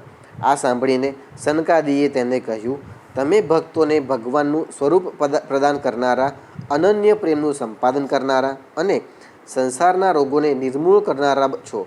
તેથી તમે ધૈર્ય ધારણ કરીને નિત્ય નિરંતર વિષ્ણુ ભક્તોના હૃદયમાં જ નિવાસ કરો. કળિયુગના આ દોષો ભલે આખા સંસાર પર પોતાનો પ્રભાવ પાડે, પરંતુ ત્યાં તેમની દ્રષ્ટિ પર તમારા પર પડશે નહીં. આ રીતે સનકાદિની આજ્ઞા મળતા જ ભક્તિ તરત ભગવદ્ ભક્તોના હૃદયોમાં જઈ બિરાજ્યા. જેમના હૃદયમાં એકમાત્ર શ્રીહરિની ભક્તિ નિવાસ કરે છે તેઓ ત્રિલોકીમાં અત્યંત નિર્ધન હોવા છતાં પણ ધન્ય છે. કારણ કે આ ભક્તિને તાંતણે બંધાઈને તો સાક્ષાત ભગવાન પણ પોતાનું પરમધામ છોડીને તેમના હૃદયમાં આવી વસે છે. પૃથ્વીલોક પર આ ભાગવત સાક્ષાત પરબ્રહ્મનો વિગ્રહ એટલે કે મૂર્તિરૂપ છે. આપણે તેના મહિમાનું કેટલું વર્ણન કરીએ. એનો આશ્રય લઈને એને સંભળાવવાથી તો સાંભળનાર અને સંભળાવનાર બંનેને ભગવાન શ્રી કૃષ્ણની સમતા પ્રાપ્ત થાય છે. તેથી એને છોડીને અન્ય ધર્મોના આચરણનું શું પ્રયોજન? અધ્યાય 4 ગોકર્ણ ઉપાખ્યાનનો પ્રારંભ. સૂતજી કહે છે, હે મુનિવર, તે સમયે પોતાના ભક્તોના ચિત્તમાં અલૌકિક ભક્તિનો પ્રાદુર્ભાવ થયેલો જોઈ ભક્તવત્સલ શ્રી ભગવાન પોતાનું ધામ છોડીને ત્યાં પધાર્યા. તેમના ગળામાં વનમાળા શોભતી હતી. તેમનું શ્રીઅંગ સજળ મેઘ સમૂહ શ્યામ વર્ણ હતું. તેના પર મનોહર પિતાંબર સુશોભિત હતું. તેમનો કટિપ્રદેશ કંદોરાની ઘૂઘરીઓથી સજાયેલો હતો. માથા પર મુગટની ચળક અને કાનોમાં કુંડળોની ઝળક જોયા જ કરીએ તેવા હતા. ત્રિભંગ લલિત ભાવથી ઉભેલા તેઓ ચિત્ત ચોરી લેતા હતા. વક્ષસ્થળ પર કૌસ્તુભમય ઝળકી રહ્યો હતો. સઘળું શ્રીઅંગ હરિચંદનથી લેપાયેલું હતું. તે રૂપની શોભાનું શું કહેવું? એણે તો જાણે કરોડો કામદેવોનું રૂપ માધુર્ય છીનવી લીધું હતું.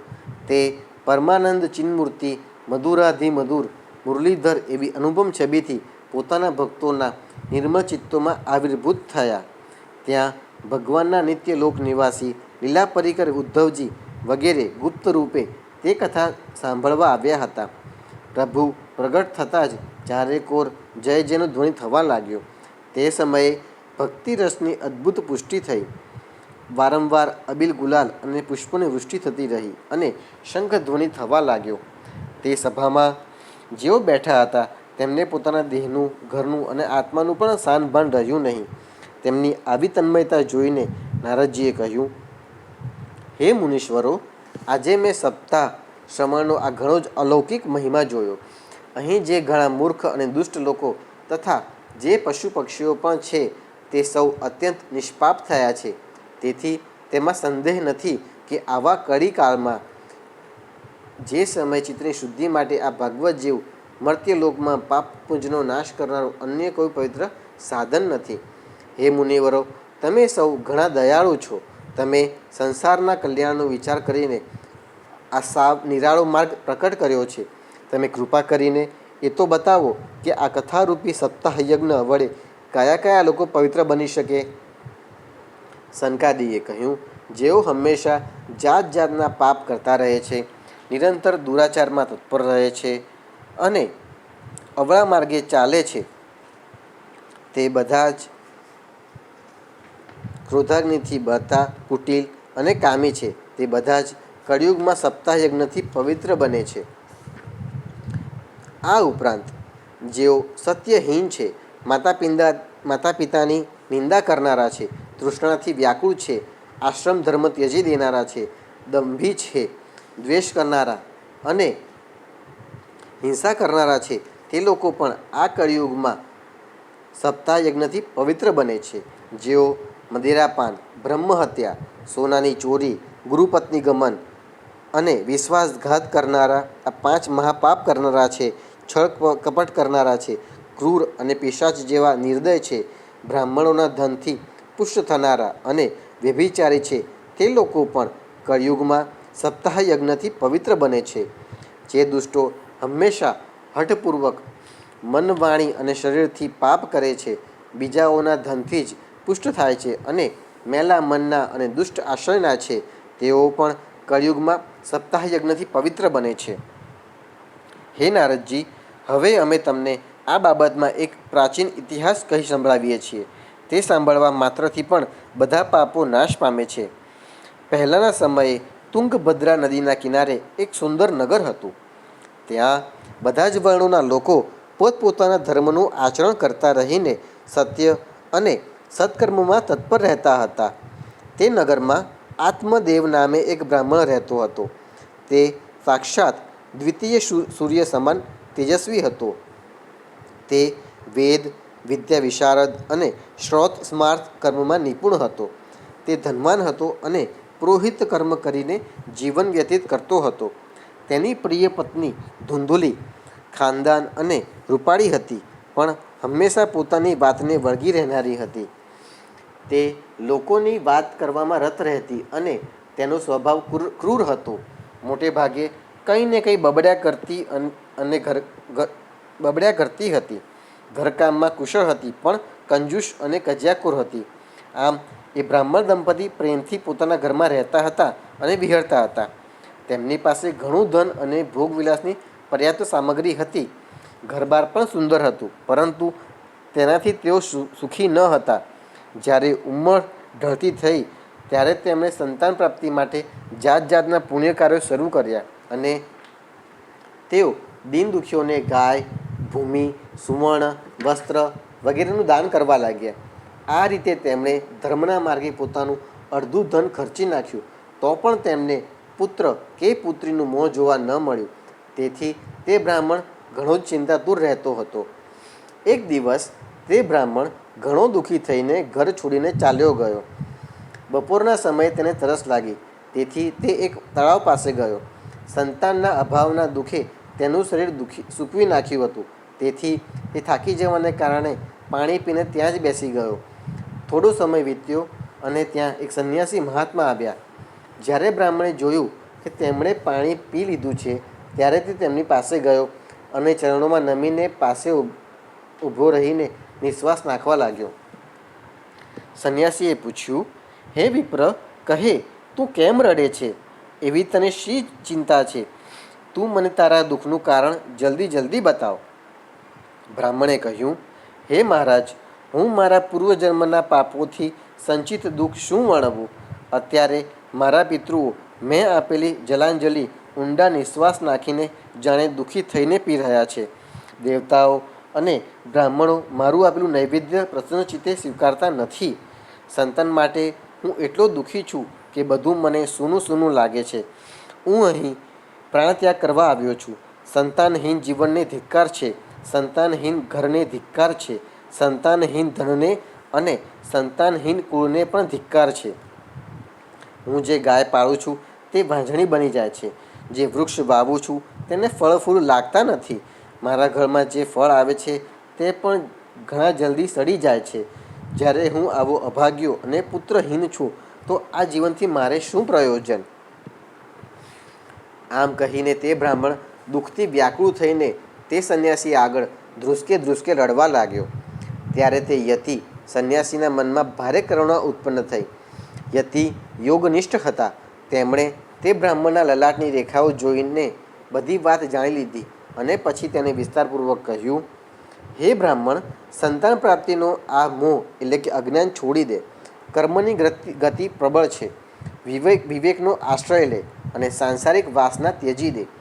હે વિપ્ર, સાંભળ, મેં અત્યારે તારું પ્રારબ્ધ જોઈ લીધું છે કે તને 7 જન્મ સુધી કોઈ સંતાન કોઈ રીતે થવાનું નથી. પહેલાંના સમયે સગર રાજાએ તથા અંગ રાજાએ સંતાનને કારણે દુઃખ ભોગવવું પડ્યું હતું.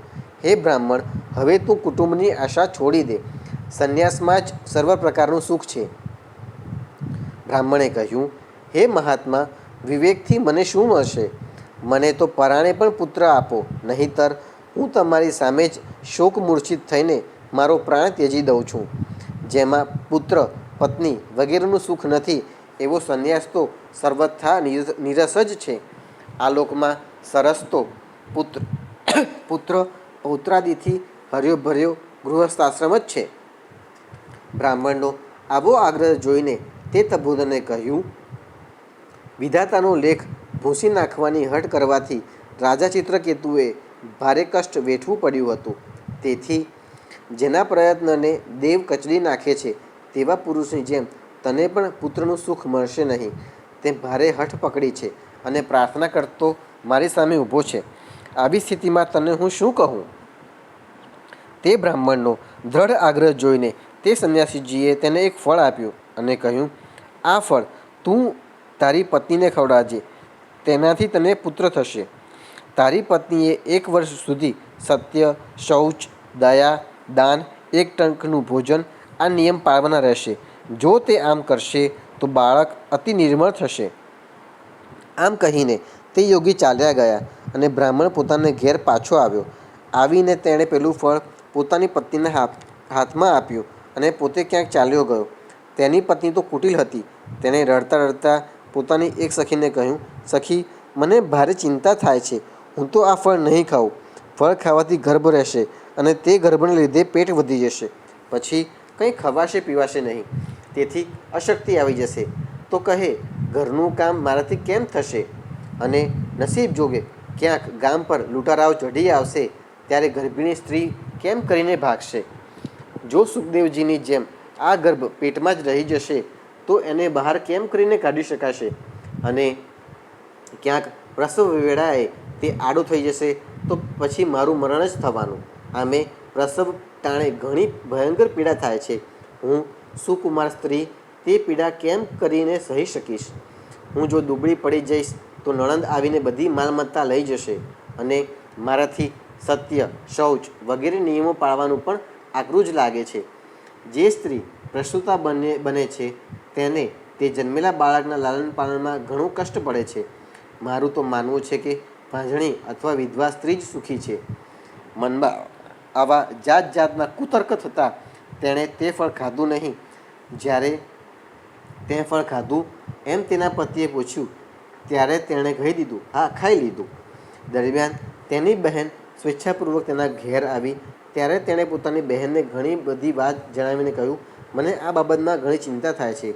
આ દુઃખને કારણે હું દિવસે ને દિવસે દુબળી પડતી જાઉં છું. બહેન, હું શું કરું? બહેને કહ્યું, મને ગર્ભ રહ્યો છે. તેનો પ્રસવ થતાં તે બાળક હું તને આપીશ. ત્યાં સુધી તું સગર્ભા હોય તેમ ચૂપચાપ ઘરમાં રહી. તું મારા પતિને થોડું ધન આપીશ તો તેઓ તને બાળક આપી દેશે. આપણે એવી યોજના કરીશું કે જેથી લોકો એમ જ કહેશે કે આનું બાળક 6 મહિનાનું થઈને મરી ગયું અને હું દરરોજ તારા ઘેર આવીને તે બાળકનું લાલન પાલન કરતી રહીશ. અત્યારે તો તું આની કસોટી કરવા આ ફળ ગાયને ખવડાવી દે. બ્રાહ્મણીએ સ્ત્રી સ્વભાવવશ તેની બહેને જે કહ્યું તેવું જ કર્યું. ત્યાર પછી સમય થતાં જ્યારે તે સ્ત્રીએ પુત્રને જન્મ આપ્યો ત્યારે બાળકના પિતાએ તેને ચૂપચાપ લઈ જઈને ધૂંધુલીને આપી દીધો. તેણે ધૂંધુલીએ પતિ આત્મદેવને કહ્યું કે મને સુખપૂર્વક બાળક જન્મ્યો છે. આમ આત્મદેવને પુત્ર થયો છે એ સાંભળીને સૌને ખૂબ આનંદ થયો. બ્રાહ્મણે તે બાળકના જાતકર્મ સંસ્કાર કરીને બ્રાહ્મણોને દાન આપ્યું અને તેના દરવાજે ગીતો ગવાયા, વાજા વાગ્યા અને માંગલિક ક્રિયા થઈ. ધૂંધુલીએ પોતાના પતિને કહ્યું, મારા થાનોમાં દૂધ નથી, વળી ગાય જેવા અન્ય પ્રાણીઓના દૂધથી આ બાળકનું પોષણ હું કેમ કરીશ? મારી બહેને હમણાં જ બાળકને જન્મ આપ્યો છે અને તે મૃત્યુ પામ્યો છે. તેને બોલાવીને આપણા ઘેર રાખીએ તો તે તમારા આ બાળકનું પોષણ કરશે. પુત્રના રક્ષણના હેતુથી પતિ આત્મદેવે તેમ જ કર્યું. માતા ધૂંધુલીએ તે પુત્રનું નામ ધુંધુકારી પાડ્યું. ત્યાર પછી 3 મહિના વીત્યા પછી પેલી ગાયે પણ મનુષ્યાકાર બચ્ચાને જન્મ આપ્યો. તે બાળક સર્વાંગ સુંદર, દિવ્ય, નિર્મળ અને સુવર્ણ પ્રભાવાળો હતો. તેને જોઈને બ્રાહ્મણ આત્મદેવને ઘણો આનંદ થયો અને તેણે પોતે જ તેના બધા સંસ્કાર કર્યા. આ સમાચારથી લોકોને આશ્ચર્ય થયું અને તેઓ આ બાળકને જોવા લાગ્યા. તેઓ પરસ્પર કહેતા હતા કે જો આ આત્મદેવનો અત્યારે કેવો ભાગ્યોદય થયો છે. કેવી કૌતુકની વાત છે કે ગાયને પણ આવો દિવ્ય રૂપનો બાળક જન્મ્યો છે. નસીબ જોગે આ ગૂઢ રહસ્ય કોઈ જાણી શક્યું નહીં. તે બાળકના ગાયના જેવા કાન જોઈને આત્મદેવે તેનું નામ ગોકર્ણ રાખ્યું. કેટલોક સમય વીતતા તે બંને બાળકો યુવાન થયા. ગોકર્ણ મોટો પંડિત અને જ્ઞાની થયો અને ધુંધુકારી મહાદુષ્ટ પાક્યો. ધુંધુકારી સ્નાન શૌચના આચરણ રહિતનો હતો. ખાવા પીવામાં પણ કોઈ નિયમ ન હતો. વધુ ક્રોધી હતો. ખરાબ વસ્તુઓ સંઘરતો હતો અને મળદાથી સ્પર્શ થયેલું ભોજન પણ કરતો હતો. ચોરી કરવી, બધા લોકોનો દ્વેષ કરવો એ એનો સ્વભાવ હતો. છાના માના બીજાઓના ઘર બાળતો હતો. બીજાઓના બાળકોને રમાડવા ખોળામાં લેતો અને તરત કૂવામાં નાખી દેતો હતો. તે હિંસક હતો, શસ્ત્રો ધારણ કરતો હતો અને આંધળા તથા ગરીબ લોકોને ખૂબ પીડતો હતો. ચાંડાળો પ્રત્યે અનુરાગ કરતો હતો. બસ હાથમાં ફંદો લઈને કૂતરાઓની ટોળી સાથે શિકાર શોધતો રખડતો રહેતો હતો. તેણે વેશ્યાઓના કુસંગને કારણે પોતાના પિતાનું બધું ધન વેડફી માર્યું. એક દિવસ તે માતા પિતાને મારીને ઘરના બધા વાસણ ઉઠાવી ગયો. આ રીતે જ્યારે બધું ધન ખલાસ થઈ ગયું ત્યારે તેનો પિતા આક્રંદ કરવા લાગ્યો. આના કરતાં તો આનીમાં વાંઝણી રહી હોત તો સારું હતું. કુપુત્ર ખરેખર દુઃખદાયી હોય છે. હવે હું ક્યાં રહું, ક્યાં જઉં? મારું આ કષ્ટ કોણ કાપશે? અરે રે, મારા ઉપર તો મોટી આફત આવી પડી છે. આ દુઃખને કારણે એક દિવસ અવશ્ય પ્રાણ છોડવા પડશે. તે જ સમયે પરમ જ્ઞાની ગોકર્ણજી ત્યાં આવ્યા અને તેમણે પિતાને વૈરાગ્યનો ઉપદેશ આપીને ઘણા સમજાવ્યા. તેમણે કહ્યું, પિતાજી, આ સંસાર અસાર છે, એ અત્યંત દુઃખરૂપ છે અને મોહમાં નાખનારો છે. કોનો પુત્ર અને કોનું ધન? સ્નેહ રાખનાર મનુષ્ય રાત દિવસ દીપકની જેમ બળતો રહે છે. સુખ નથી તો ઇન્દ્રને અને નથી તો ચક્રવર્તી રાજાને, પણ સુખ તો છે માત્ર વિરક્ત એકાંત જેવી મુનિને. આ મારો પુત્ર છે. આ અજ્ઞાન એટલે કે મોહ છોડીને આગળ વધો. મોહથી નરક મળે છે. આ શરીર નાશ પામવાનું છે. તેથી સર્વ કાંઈ છોડીને વનમાં જાઓ. ગોકર્ણજીના વચન સાંભળીને આત્મદેવ વનમાં જવા તૈયાર થયા અને ગોકર્ણજીને કહ્યું, બેટા, વનમાં રહીને મારે શું કરવું જોઈએ એ મને વિસ્તારપૂર્વક કહે. હું મહામૂર્ખ છું. આજ સુધી કર્મવશાત સ્નેહપાશમાં બંધાયેલો અપંગની જેમ આ ઘરરૂપી અંધારા કૂવામાં જ પડ્યો રહ્યો. તું ઘણો દયાળુ છે, તો મારો ઉદ્ધાર કર. ગોકર્ણે કહ્યું, પિતાજી, આ શરીર હાડકાં, માંસ અને લોહીનો પિંડ છે. તેને તમે હું માનવાનું છોડી દો અને પત્ની પુત્રને ક્યારેય પોતાના ન માનો. આ સંસારને અહર્નિશ ક્ષણભંગુર જુઓ. એની કોઈ પણ વસ્તુને સ્થાયી સમજીને તેનામાં રાગ ન કરો. બસ એકમાત્ર વૈરાગ્ય રસના જ રસિક થઈને ભક્તિનિષ્ઠ બનો. ભગવાનનું ભજન એ જ સૌથી મોટો ધર્મ છે. સતત તેના આશ્રય રહો. અન્ય સર્વ પ્રકારના લૌકિક ધર્મોથી મોં ફેરવી લો. હંમેશા સાધુજનોની સેવા કરો. ભોગોની લાલસાને પાસે ફરકવા ન દો અને વહેલી તકે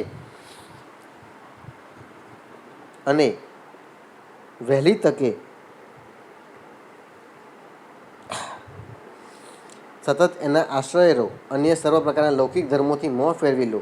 હંમેશા સાધુજનોની સેવા કરો. ભોગોની લાલસાને પાસે ફરકવા ન દો અને વહેલી તકે બીજાઓના ગુણ દોષોનો વિચાર કરવાનું છોડી દો અને ભગવાનની સેવાના અને એમની કથાના રસનું પાન કરો. પુત્રની આવી વાણીથી પ્રભાવિત થઈને આત્મદેવે ઘર છોડ્યું અને વનમાં ગયા. જો કે એ સમયે તેમની ઉંમર 60 વર્ષની થઈ ચૂકી હતી, તો પણ બુદ્ધિમાં પૂરી દ્રઢતા હતી. ત્યાં વનમાં રાત દિવસ ભગવાનની સેવા પૂજા કરવાથી અને ભાગવતના 10મા સ્કંધનો નિયમપૂર્વક પાઠ કરવાથી તેમણે ભગવાન શ્રી કૃષ્ણને પ્રાપ્ત કર્યા. અધ્યાય 5. ધુંધુકારીને પ્રેત યોનિની પ્રાપ્તિ અને તેમાંથી ઉદ્ધાર. સૂતજી કહે છે, હે શૌનકજી, પિતાજીના વનમાં ગયા પછી એક દિવસ ધુંધુકારીએ પોતાની માતાને ઘણી મારી અને કહ્યું, બતાવ, ધન ક્યાં રાખ્યું છે? નહીંતર હમણાં જ આ ભુંજેરાથી મારીશ. તેની આ ધમકીથી ડરી જઈને અને પુત્રના ઉપદ્રવોથી દુઃખી થઈને તે રાતના સમયે કૂવામાં જઈ પડી અને તેથી તેનું મૃત્યુ થયું. યોગનિષ્ઠ ગોકર્ણજી તીર્થયાત્રા માટે નીકળી પડ્યા. તેમને આ ઘટનાઓથી ન તો દુઃખ કે ન તો સુખ થતું હતું, કારણ કે તેમનું ન તો કોઈ મિત્ર હતું, ન તો કોઈ શત્રુ હતું. ધુંધુકારી 5 વેશ્યાઓ સાથે ઘરમાં રહેતો હતો. તે બધા માટે ભોગ સામગ્રી મેળવવાની ચિંતાએ તેની બુદ્ધિ નષ્ટ કરી દીધી અને તે અનેક પ્રકારના ક્રૂર કર્મો કરવા લાગ્યો. એક દિવસ પીદલી કુલટાઓએ તેની પાસે ઘણા ઘરેણાં માંગ્યા. એ તો કામાંધ બનેલો હતો અને તે મૃત્યુને વિસરી ગયો હતો. બસ ઘરેણાં મેળવવા તે ઘરમાંથી ચાલી નીકળ્યો. તે ત્યાંથી ઘણું બધું ધન ચોરીને લાવીને ઘેર પાછો આવ્યો અને કેટલાક સુંદર વસ્ત્રો અને આભૂષણો લાવીને પેલી કુલટાઓને આપ્યા. ચોરી લાવેલો ઘણો બધો માલ જોઈને તે સ્ત્રીઓએ રાતમાં વિચાર્યું, આ હંમેશા ચોરી કરતો રહે છે, તેથી તેને કોઈક દિવસ રાજા અવશ્ય પકડી લેશે. રાજા આ બધું ધન છીનવી લઈને આને જરૂરથી મૃત્યુદંડ આપશે. જો એક દિવસ આ મરવાનો જ છે તો ધન બચાવવા સારું આપણે જ આને ગુપચુપ શા માટે ન મારી નાખીએ? આને મારી નાખીને આપણે આની માલમત્તા લઈને ક્યાંક ચાલી જઈશું. આવો નિશ્ચય કરીને તેમણે સૂતેલા ધુંધુકારીને દોરડાથી બાંધ્યો અને તેના ગળે ફાંસો લગાવીને તેને મારી નાખવાનો પ્રયત્ન કર્યો. આનાથી તે જલ્દી મર્યો નહીં. ત્યારે તેઓ ઘણી ચિંતાતુર થઈ. પછી તેમણે તેના મોં ઉપર ઘણા બધા ભડભડતા અંગારા નાખ્યા. એનાથી અગ્નિની ઝાળથી ખૂબ તરફડીને મૃત્યુ પામ્યો. તેમણે ધુંધુકારીનું શરીર ખાડામાં દાટી દીધું. સાચી જ સ્ત્રીઓ ઘણું કરીને મોટું દુસ્સાહસ કરનારી હોય છે. તેમના આ કૃત્યની કોઈને પણ જાણ થઈ નહીં. લોકો પૂછતા તો કહેતી કે અમારા પ્રિયતમ ધનના લોભથી આ વખતે ક્યાંક દૂર ચાલ્યા ગયા છે. આ વર્ષે જ પાછા આવી જશે. બુદ્ધિમાન પુરુષે દુષ્ટ સ્ત્રીઓનો ક્યારેય વિશ્વાસ કરવો જોઈએ નહીં. જે મૂર્ખ તેમનો વિશ્વાસ કરે તેમણે દુઃખી થવું પડે છે. એમની વાણી તો કામીજનોના હૃદયમાં અમૃતની જેમ રસનો સંચાર કરે છે, પણ તેમનું હૃદય છરાની ધાર જેવું તીક્ષ્ણ હોય છે. ભલા આ સ્ત્રીઓને કોણ વાલું છે? તે કુલટાઓ ધુંધુકારીની સઘળી સંપત્તિ સમેટીને ત્યાંથી ભાગી છૂટી. એમને તો કોણ જાણે કેટલા પતિ હતા. ધુંધુકારી પોતાના કુકર્મોને કારણે ભયંકર પ્રેત થયો. તે વંટોળિયા રૂપે હંમેશા દસે દિશાઓમાં ભટકતો હતો અને ટાઢ તડકાથી સંતપ્ત તે ભૂખ તરસથી વ્યાકુળ થવાને કારણે હા દેવ એમ રાડો પાડતો હતો, પણ તેને ક્યાંય પણ કોઈ આશ્રય મળ્યો નહીં. થોડોક સમય વીત્યા પછી ગોકર્ણે આ લોકોના મુખેથી ધુંધુકારીના મૃત્યુના સમાચાર સાંભળ્યા. તેથી તેમણે તેને અનાથ સમજીને ગયાજીમાં તેનું શ્રાદ્ધ કર્યું. બીજે પણ જ્યાં જ્યાં તેઓ જતા ત્યાં અવશ્ય તેનું શ્રાદ્ધ કરતા હતા. આ રીતે વિચરણ કરતાં કરતાં ગોકર્ણજી પોતાના નગરમાં આવ્યા અને રાતના સમયે બીજાઓની નજરથી બચીને સીધા જ પોતાના ઘરના આંગણામાં સૂવા માટે પહોંચ્યા. ત્યાં અડધી રાતે ધુંધુકારીએ પોતાના ભાઈને સૂતેલો જોઈને પોતાનું વિકરાળ રૂપ બતાવ્યું. તે ક્યારેક વરુનું, ક્યારેક હાથીનું, ક્યારેક પાડાનું, તો ક્યારેક ઇન્દ્રનું અને ક્યારેક અગ્નિનું રૂપ ધારણ કરતો રહ્યો. અંતે તે મનુષ્યના આકારમાં પ્રગટ થયો. આ વિપરીત અવસ્થાઓ જોઈને ગોકર્ણે નિશ્ચય કર્યો કે આ દુર્ગતિ પામેલો કોઈ જીવ છે. ત્યારે તેમણે તેને ધૈર્યપૂર્વક પૂછ્યું, તું કોણ છે? રાત્રિના સમયે આવું ભયાનક રૂપ શા માટે બતાવી રહ્યો છે? તારી આ દશા કેમ થઈ? અમને બતાવતો ખરો.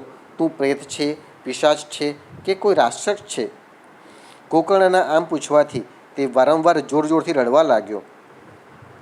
તેનામાં બોલવાની શક્તિ ન હતી, તેથી તેણે માત્ર ઇશારો જ કર્યો.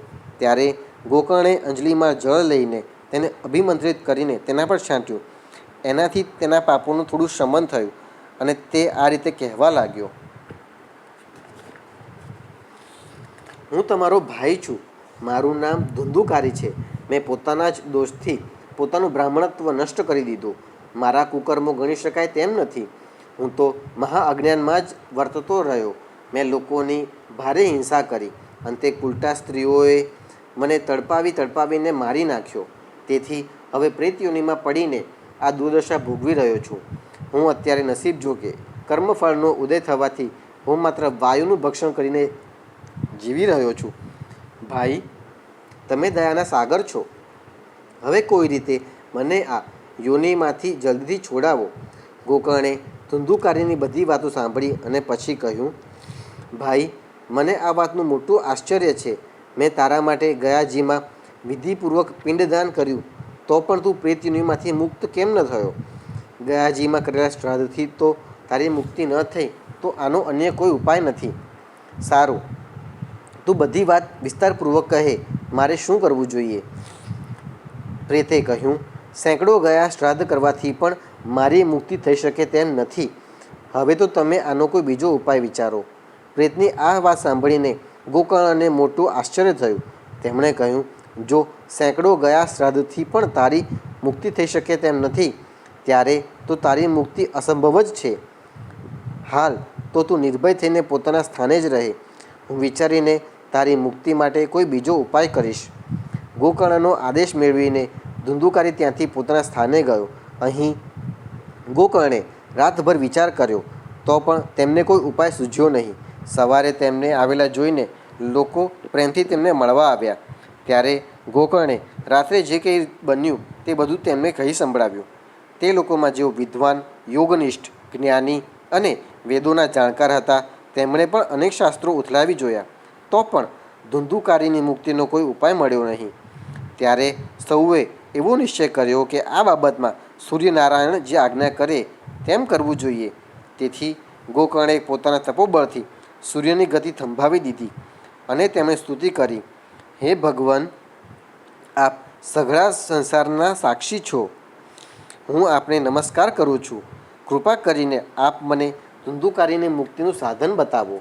ગોકર્ણની આ પ્રાર્થના સાંભળીને સૂર્યદેવે દૂરથી જ સ્પષ્ટ શબ્દોમાં કહ્યું, શ્રીમદ ભાગવતથી મુક્તિ થઈ શકે છે, તેથી તમે તેનું સપ્તાહ પારાયણ કરો. સૂર્યનું આ ધર્મમય વચન ત્યાં સૌએ સાંભળ્યું. ત્યારે બધાએ એમ જ કહ્યું કે પ્રયત્નપૂર્વક આ જ કરો અને આ સાધન છે ઘણું સરળ. તેથી ગોકર્ણજી પણ તે અનુસાર નિશ્ચય કરીને કથા સંભળાવવા માટે તૈયાર થયા.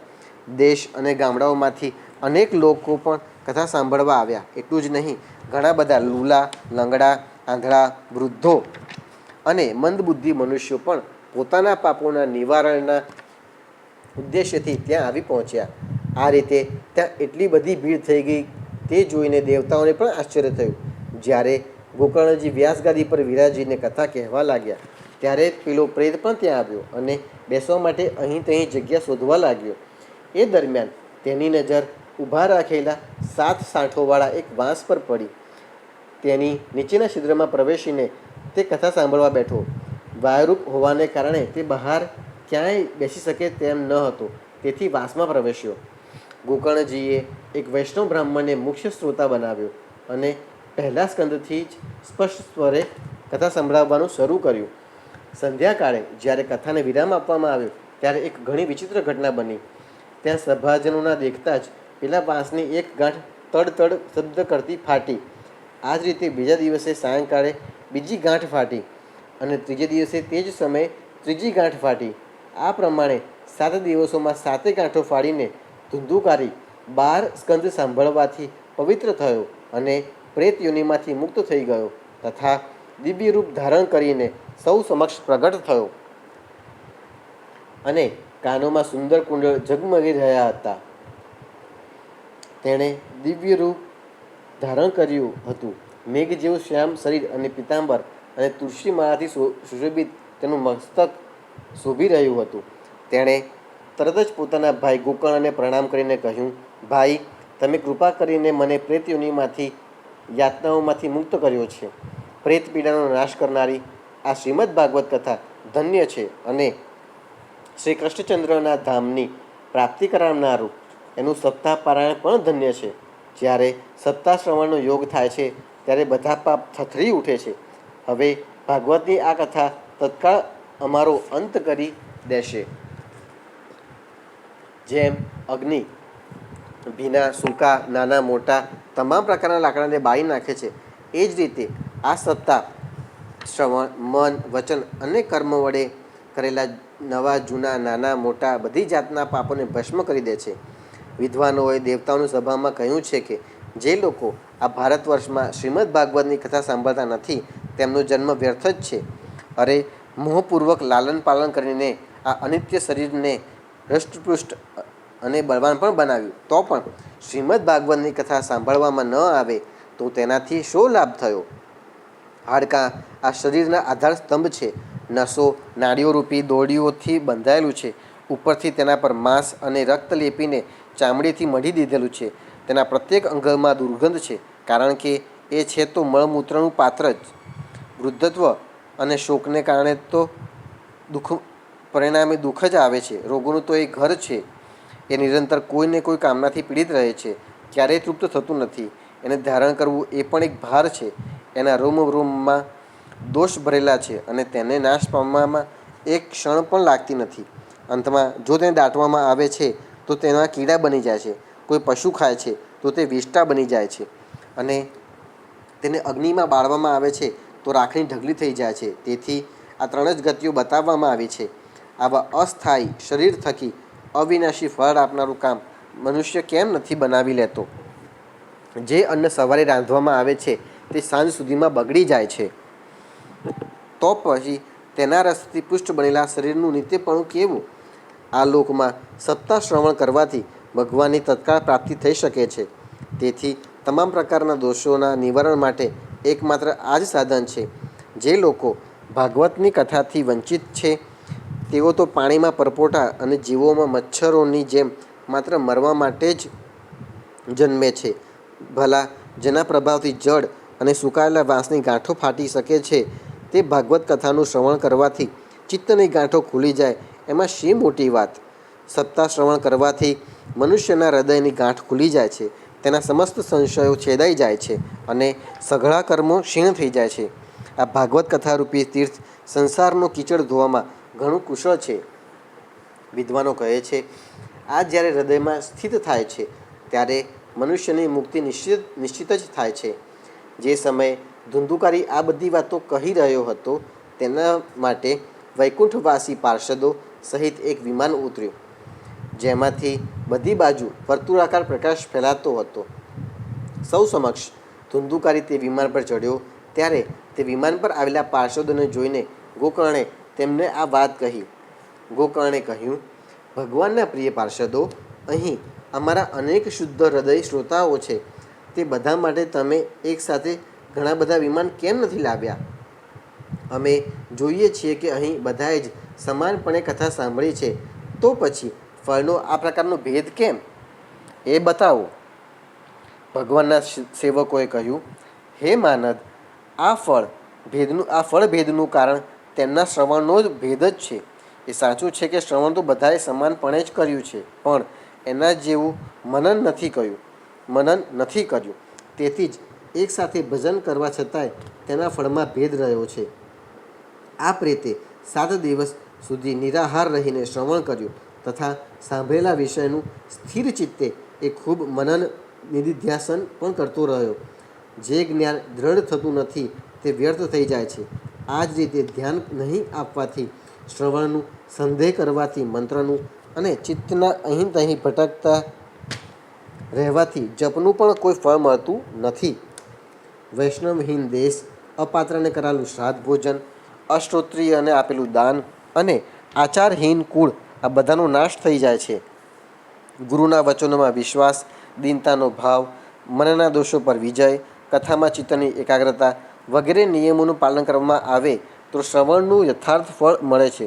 જો આ શ્રોતાઓ આ રીતે ફરીથી શ્રીમદ્ ભાગવત કથા સાંભળશે તો સૌને વૈકુંઠની પ્રાપ્તિ અવશ્ય થશે જ. અને હે ગોકર્ણજી, તમને તો ભગવાન સ્વયં આવીને ગોલોક ધામમાં લઈ જશે. આમ કહીને તે બધા પાર્ષદો હરિકીર્તન કરતાં કરતાં વૈકુંઠ લોકમાં ગયા. ગોકર્ણજીએ શ્રાવણ માસમાં ફરીથી તે રીતે સપ્તાહક્રમથી કથા કહી અને તે શ્રોતાઓએ તે ફરીથી સાંભળી. હે નારદજી, તે કથાની સમાપ્તિ થતાં જે કંઈ બન્યું તે સાંભળો. ત્યાં ભક્તોથી ભરેલા વિમાનો સાથે ભગવાન પ્રગટ થયા. બધી બાજુઓથી ખૂબ જય જયકાર અને નમસ્કારના ધ્વનિ થવા લાગ્યા. ભગવાન સ્વયં આનંદિત થઈને પોતાના પંચજન્ય શંખનો ધ્વનિ કરવા લાગ્યા અને તેમણે ગોકર્ણને આલિંગીને પોતાના જેવા જ બનાવી દીધા. તેમણે ક્ષણવારમાં જ અન્ય સર્વ શ્રોતાઓને પણ મેઘ સમાન શ્યામવર્ણ, રેશમી પીતાંબરધારી તથા કિરીટ કુંડળ વગેરેથી વિભૂષિત કરી દીધા. તે ગામમાં કૂતરા અને ચાંદા સુધીના જેટલા પણ જીવ હતા તે બધાને ગોકર્ણજીની કૃપાથી વિમાનો પર ચઢાવવામાં આવ્યા તથા જ્યાં યોગીઓ જાય છે તે ભગવાનના ધામમાં તેમને મોકલવામાં આવ્યા. આ રીતે ભક્તવત્સલ ભગવાન શ્રી કૃષ્ણ કથા શ્રવણથી પ્રસન્ન થઈને ગોકર્ણજીને સાથે લઈને પોતાના ગોપબાલોના પ્રિય ગોલોકધામમાં ગયા. પહેલાંના સમયે જેમ અયોધ્યાવાસીઓ ભગવાન શ્રીરામની સાથે સાકેત ધામમાં સિધાવ્યા હતા, તેવી જ રીતે ભગવાન શ્રી કૃષ્ણના તે બધાને યોગીઓ માટે પણ દુર્લભ એવા ગોલોકધામમાં લઈ ગયા.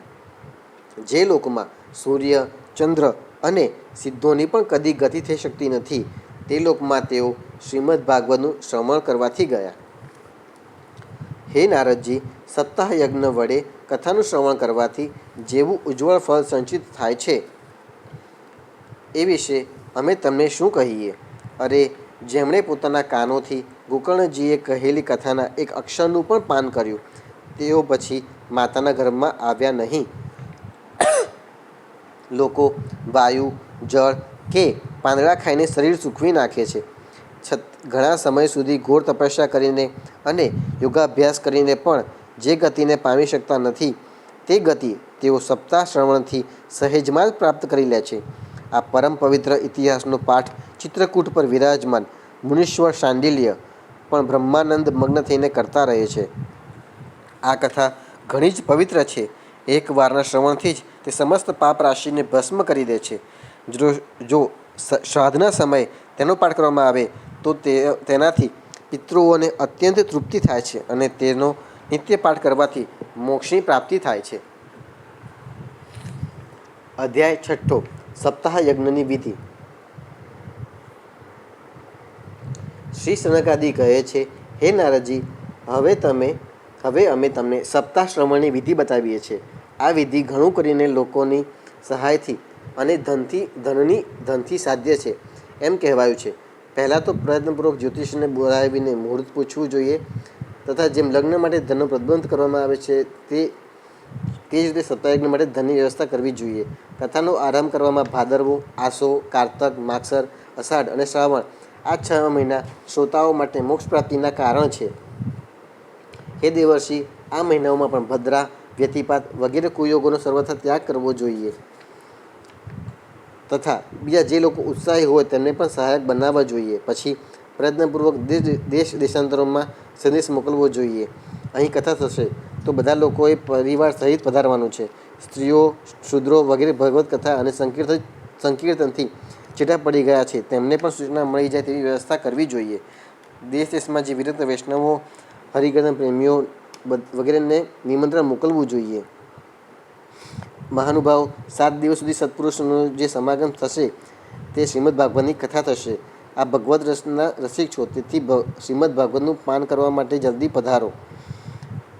જો વિશેષ અવકાશ ન હોય તો પણ એક દિવસ માટે પધારવાની કૃપા કરો. આ રીતે વિનયપૂર્વક નિમંત્રિત કરવા જોઈએ. કથાનું શ્રવણ કોઈ તીર્થ સ્થળે, વનમાં અથવા પોતાના ઘેર થાય એ સારું માનવામાં આવ્યું છે. જ્યાં લાંબુ પહોળું મેદાન હોય ત્યાં કથાનું સ્થળ રાખવું જોઈએ. ભૂમિનું શોધન માર્જન લેપન કરીને ચોક પૂરવો, ધાતુઓથી ચોક પૂરવો, ઘરની બધી સામગ્રી લઈને ખૂણામાં મૂકવી, 5 દિવસ પાથરવાના વસ્ત્ર એકઠા કરી લેવા, કેળના ખંભાઓથી સુશોભિત મંડપ તૈયાર કરવો, ફળ, ફૂલ, પાંદડાથી અલંકૃત કરવો, ધજાથી સજાવવો, વિશાળ ભાવના કરવી, બ્રાહ્મણોને બેસાડવા, યથાયોગ્ય આસન તૈયાર કરવા, સિંહાસન તૈયાર કરવી, વક્તાનું મુખ ઉત્તર તરફ રહે અને શ્રોતાનું પૂર્વાભિમુખ રહે તે રીતે બેસવું. વક્તા પૂર્વાભિમુખ રહે તો શ્રોતાઓએ ઉત્તરમુખ કરીને બેસવું અથવા વક્તા શ્રોતાઓએ પૂર્વાભિમુખ થઈને બેસવું. દેશ, કાળ વગેરેને જાણનારા મહાનુભાવોએ શ્રોતાઓ માટે નિયમો બનાવ્યા છે. વેદશાસ્ત્રની સ્પષ્ટ વ્યાખ્યા કરવામાં આવી છે. જે પંડિત હોવા છતાં અનેક ધર્મોના ચક્રમાં પડ્યા હોય, સ્ત્રી લંપટ અથવા પાખરના પ્રચારક હોય તેમને નિયુક્ત કરવા જોઈએ નહીં. વક્તાની પાસે મદદ માટે બીજો એક વિદ્વાન બેસાડવો જોઈએ જે લોકોની શંકાનું નિવારણ કરવામાં કુશળ હોય. કથાનો આરંભ થાય તે દિવસ પહેલાં વ્રત ગ્રહણ કરવું જોઈએ.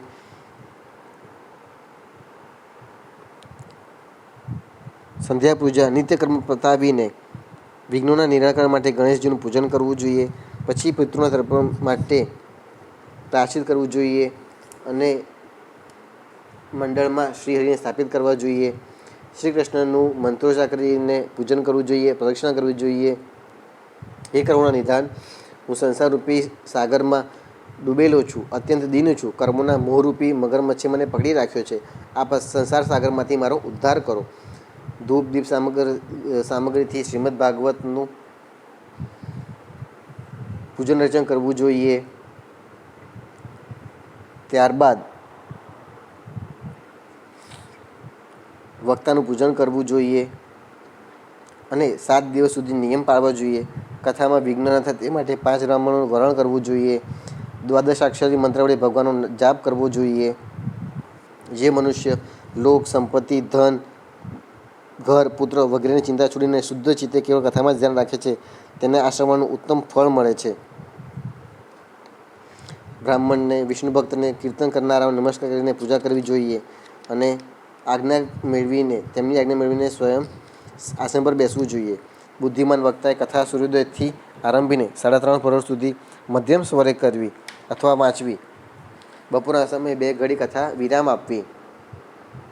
ભગવાનના ગુણોનું કીર્તન કરવું. અલ્પાહાર સુખાકારક બને છે. શ્રોતાએ એક જ ટંક હવિષ્યાન્નનું ભોજન કરવું. જો શક્તિ હોય તો ઉપવાસ કરવા. ફક્ત ઘી અથવા દૂધ પીને શ્રવણ કરવું. ફળાહાર કરવું અને એક જ ટંક જમવું. ભોજન એટલું જ કરવું કે જે કથા શ્રવણમાં સહાયક બને. જો ઉપવાસ કરવાથી શ્રવણમાં અડચણ થાય તો શા કામનો? હે નારદજી, નિયમપૂર્વક સપ્તાહ સાંભળનારા પુરુષો માટેના નિયમો સાંભળો. વિષ્ણુ ભક્ત તરીકે દીક્ષાથી રહિત પુરુષ કથા શ્રવણનો અધિકારી નથી. જે પુરુષ નિયમપૂર્વક કથા સાંભળે તેને બ્રહ્મચર્યપૂર્વક રહેવું જોઈએ. જમીન પર સૂવું જોઈએ. દરરોજ કથા પૂરી થઈ પથારીમાં ભોજન કરવું જોઈએ. દાળ, મધ, તેલ, ભારે ખોરાક, ભાવદૂષિત પદાર્થ અને વાસી ખોરાકનો ત્યાગ કરવો જોઈએ. કામ, ક્રોધ, લોભ, મોહ, મદ, માન, મત્સર, દ્વેષને ફરકવા દેવા જોઈએ નહીં. વેદ, વૈષ્ણવ, બ્રાહ્મણ, ગુરુ, ગોસેવક, સ્ત્રી, રાજા અને મહાપુરુષોની નિંદાથી બચવું જોઈએ. બ્રાહ્મણનો દોષ, મલેચ્છ, પતિત, ગાયત્રીહીન બ્રાહ્મણ, રજસ્વલા સ્ત્રી, અંત્યજ વગેરે સાથે વાત કરવી જોઈએ નહીં. સત્ય, શૌચ, દયા, મૌન, સરળતા, વિનય, ઉદારતાપૂર્વક વર્તન કરવું જોઈએ. ધનહીન, ક્ષયરોગી, કોઈ અન્ય રોગથી પીડિત, ભાગ્યહીન, પાપી, પુત્રહીન અને મુમુક્ષુએ આ કથા સાંભળવી જોઈએ. જે સ્ત્રીનું રજુદર્શન અટકી ગયું હોય, તેને એક જ સંતાન પછી એને સંતાન ન થયું હોય, વંધ્યા હોય, સંતાનથીને મરી જતું હોય, જેનો ગર્ભ પડી જતો હોય તેને પણ આ કથા સાંભળવી જોઈએ. જે આ કથા વિધિવત સાંભળે છે તેને અક્ષય ફળની પ્રાપ્તિ થાય છે. આ અતિ ઉત્તમ દિવ્ય કથા કરોડો યજ્ઞોનું ફળ આપનારી છે. આ પ્રમાણે આ વ્રત માટેની વિધિઓનું પાલન કર્યા પછી ઉદ્યાપન કરવું. જેમને આ કથાના વિશેષ ફળની ઈચ્છા હોય તેમણે જન્માષ્ટમી વ્રતની જેમ જ આ કથા વ્રતનું ઉદ્યાપન કરવું. પરંતુ જે ભગવાનના કિંચન ભક્તો છે તેમના માટે ઉદ્યાપનનો કોઈ આગ્રહ નથી. તેઓ શ્રવણથી જ પવિત્ર છે, કારણ કે તેઓ પોતે નિષ્કામ ભગવત ભક્તો છે. આ રીતે જ્યારે સપ્તાહયજ્ઞ સમાપ્ત થાય છે ત્યારે શ્રોતાઓએ અત્યંત ભક્તિભાવપૂર્વક ગ્રંથોનું ભક્તનું પૂજન કરવું જોઈએ. તુલસી પ્રસાદની માળાઓ આપવી જોઈએ. મૃદંગ મનોહર ધૂણી સાથે કીર્તન કરવું જોઈએ. વક્તાએ જય જયકાર નમસ્કાર કરવો જોઈએ. શ્રોતા વિરક્ત હોય તો કર્મની શાંતિ માટે ગીતાપાઠ કરવો જોઈએ. ગૃહસ્થ હોય તો હવન કરવો જોઈએ. હવનમાં 10મા સ્કંદનો એક શ્લોક બોલીને ખીર, મધ, ઘી, તેલ, અન્ન વગેરે સામગ્રીઓથી વિધિપૂર્વક આહુતિ આપવી જોઈએ. એકાગ્રચિત્તે ગાયત્રી મંત્ર વડે હવન કરવો જોઈએ. હોમ કરવાની શક્તિ ન હોય તો ફળ પામવા માટે બ્રાહ્મણોને હવન સામગ્રીનું દાન કરવું. અનેકવિધ ત્રુટિઓને દૂર કરવા માટે વિધિમાં પણ જોણો પડી જવા પામ્યો હતો તો તેના દિવસોનું સ્મરણ કરવું. વિષ્ણુ સહસ્ત્રનામ પાઠનો જાપ કરવો, જેથી બધા કર્મ સફળ થાય છે. બાળ બ્રાહ્મણોને ખીર, મધ વગેરે ઉત્તમ પદાર્થ જમાડવા તથા વ્રતની પૂર્તિ માટે ગાય અને સુવર્ણનું દાન કરવું. શક્તિ હોય તો 3 તોલાનું સુવર્ણનું દાન અને એક સિંહાસન બનાવડાવવું અને તેના પર સુંદર અક્ષરોમાં લખાયેલું શ્રીમદ ભાગવતનો ગ્રંથ મૂકીને આહ્વાન ઇત્યાદિ વિવિધ ઉપચારોથી પૂજા કરવી અને જીતેન્દ્રિય આચાર્યને તેનું વસ્ત્ર, આભૂષણ તથા ગંધ વગેરે પૂજન કરી દક્ષિણા સહિત સમર્પિત કરવો જોઈએ. સનકાદિ કહે છે, હે નારદજી, આ પ્રમાણે અમે સપ્તાહ શ્રવણની વિધિ તમને પૂરેપૂરી સંભળાવી દીધી છે. શ્રીમદ ભાગવતથી ભોગ અને મોક્ષ બંને હાથ લાગે છે. સૂતજી કહે છે, હે શૌનકજી, આમ કહીને મહામુનિ સનકાદિ 1 સપ્તાહ સુધી વિધિપૂર્વક આ સર્વ પાપોનો નાશ કરનારી પરમ પવિત્ર તથા ભોગ અને મોક્ષ આપનારી ભાગવત કથાનું પ્રવચન કર્યું. સર્વે શ્રોતાઓએ નિયમપૂર્વક તેનું શ્રવણ કર્યું. ત્યાર પછી તેમણે વિધિપૂર્વક ભગવાન પુરુષોત્તમની સ્તુતિ કરી. કથાના અંતમાં જ્ઞાન, વૈરાગ્ય અને ભક્તિને ઘણી પુષ્ટિ મળી અને ત્રણે એકદમ તરુણ બનીને બધા જીવોનું ચિત્ત પોતાની તરફ આકર્ષિત કરવા લાગ્યા. પોતાનો મનોરથ પૂર્ણ થવાથી નારદજી ઘણી પ્રસન્નતા થઈ. તેમના સમસ્ત શરીરમાં રોમાંચ વ્યાપી ગયો. આ રીતે કથા શ્રવણ કરીને ભગવાનના પ્રિય નારદજીએ હાથ જોડીને પ્રેમથી ગદગદ વાણીમાં સનકાદિને કહ્યું, હું ધન્ય છું. તમે કરુણા કરીને મને ઘણો જ અનુગ્રહિત કર્યો છે. આજે મને સર્વ પાપહારી ભગવાન શ્રીહરિની પ્રાપ્તિ થઈ ગઈ છે. શ્રીમદ ભાગવતના શ્રવણને સર્વધામોમાં શ્રેષ્ઠ માનું છું, કારણ કે તેના શ્રવણથી વૈકુંઠ વિહારી શ્રી કૃષ્ણની પ્રાપ્તિ થાય છે. સૂતજી કહે છે, હે શૌનકજી, વૈષ્ણવ શ્રેષ્ઠ નારદજી જ્યારે આમ કહી રહ્યા હતા ત્યારે ત્યાં વિચરણ કરતાં કરતાં યોગેશ્વર સુખદેવજી આવી પહોંચ્યા. કથા સમાપ્ત થતાં જ વ્યાસનંદન શ્રી સુખદેવજી ત્યાં પધાર્યા. 16 વર્ષ જેટલી ઉંમર, આત્મલાભથી પૂર્ણ જ્ઞાનરૂપી મહાસાગરનું સંબોધન કરવા માટે ચંદ્ર સમાન એવા તેઓ પ્રેમથી ધીરે ધીરે શ્રીમદ ભાગવતનો પાઠ કરી રહ્યા હતા. પરમ તેજસ્વી સુખદેવજીને જોઈને તમામ સભાજનો ઊભા થયા અને તેમને ઊંચા આસન પર બેસાડ્યા. નારદજીએ તેમનું પૂજન કર્યું. સુખદેવજી બોલ્યા, હે રસિક અને ભાવિજનો, શ્રીમદ ભાગવત વેદરૂપી કલ્પવૃક્ષનું પરિપક્વ ફળ છે. શ્રી સુખદેવજીના મુખનો સંયોગ થવાથી અમૃત રસથી પરિપૂર્ણ છે. આ રસ છે તે છોતરું નથી કે નથી ગોટલી. જ્યાં સુધી શરીરમાં ચેતના રહેશે ત્યાં સુધી એનું પાન કરો. વ્યાસદેવ નિર્મિત શ્રીમદ ભાગવત મહાપુરાણ મોક્ષ પર્યંત ફળની કાલ્પનાથી પરમધર્મનું નિરૂપણ થયું છે. આમાં શુદ્ધ અંતઃકરણવાળા સત્પુરુષોએ જાણવા યોગ્ય એવી વાસ્તવિક વસ્તુ પરમાત્માનું નિરૂપણ થયું છે. જે વસ્તુ ત્રિવિધ તાપોનો જડમૂળથી નાશ કરનારી અને પરમ કલ્યાણકારી છે, તો બીજા શાસ્ત્ર કે સાધનનું પ્રયોજન શું? જે સમયે પુણ્યાત્મા પુરુષો આના શ્રવણની ઈચ્છા કરે છે તે સમયે ઈશ્વર વિના વિલંબ તેમના હૃદયમાં આવીને બેસી જાય છે. ભાગવત પુરાણનું તિલક અને વૈષ્ણવનું ધન છે. આમાં પરમહંસોને પ્રાપ્ય વિશુદ્ધ જ્ઞાનનું જ વર્ણન કરવામાં આવ્યું છે. જ્ઞાન, વૈરાગ્ય, ભક્તિ સહિત નિવૃત્તિ માર્ગને પ્રકાશિત કરવામાં આવ્યો છે. જે મનુષ્ય ભક્તિપૂર્વક આના શ્રવણ, પઠન અને મનનમાં તત્પર રહે છે તે મુક્ત થઈ જાય છે. આ રસ સ્વર્ગલોક, સત્યલોક, કૈલાસ અને વૈકુંઠમાં પણ નથી. તેથી હે ભાગ્યવાન શ્રોતાઓ, તમે આનું ખૂબ પાન કરો અને કદી ન છોડો, કદી ન છોડો. સૂતજી કહે છે, શ્રી સુખદેવજી જ્યારે આમ કહી રહ્યા હતા ત્યારે સભાની વચ્ચોવચ પ્રહલાદ, બલિ, ઉદ્ધવ, અર્જુન વગેરે પાર્ષદો સહિત સાક્ષાત શ્રીહરિ પ્રગટ થયા અને ત્યારે દેવર્ષિ નારદે ભગવાનની અને તેમના ભક્તોની પૂજા કરી. ભગવાનને પ્રસન્ન જોઈને દેવર્ષિએ તેમને વિશાળ સિંહાસન પર બેસાડ્યા. તેમની આગળ સંકીર્તન કર્યું. તે જોવા માટે પાર્વતી સહિત મહાદેવજી, બ્રહ્માજી પણ આવ્યા. કીર્તન આરંભાયું. પ્રહલાદજી પોતે ચંચલ ગતિના હોવાને કારણે કરતાલ વગાડવા લાગ્યા. ઉદ્ધવજીએ ઝાંઝ ઉઠાવી. નારદજીએ વીણા ધ્વનિ કરી. ગાન વિદ્યામાં કુશળ હોવાને કારણે અર્જુન રાગ આલાપવા લાગ્યો. ઇન્દ્રએ મૃદંગ વગાડ્યું.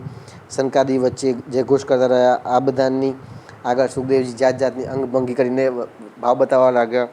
આ બધાની છે પરમ તેજસ્વી ભક્તિ, જ્ઞાન અને વૈરાગ્ય નટોની જેમ નાચવા લાગ્યા.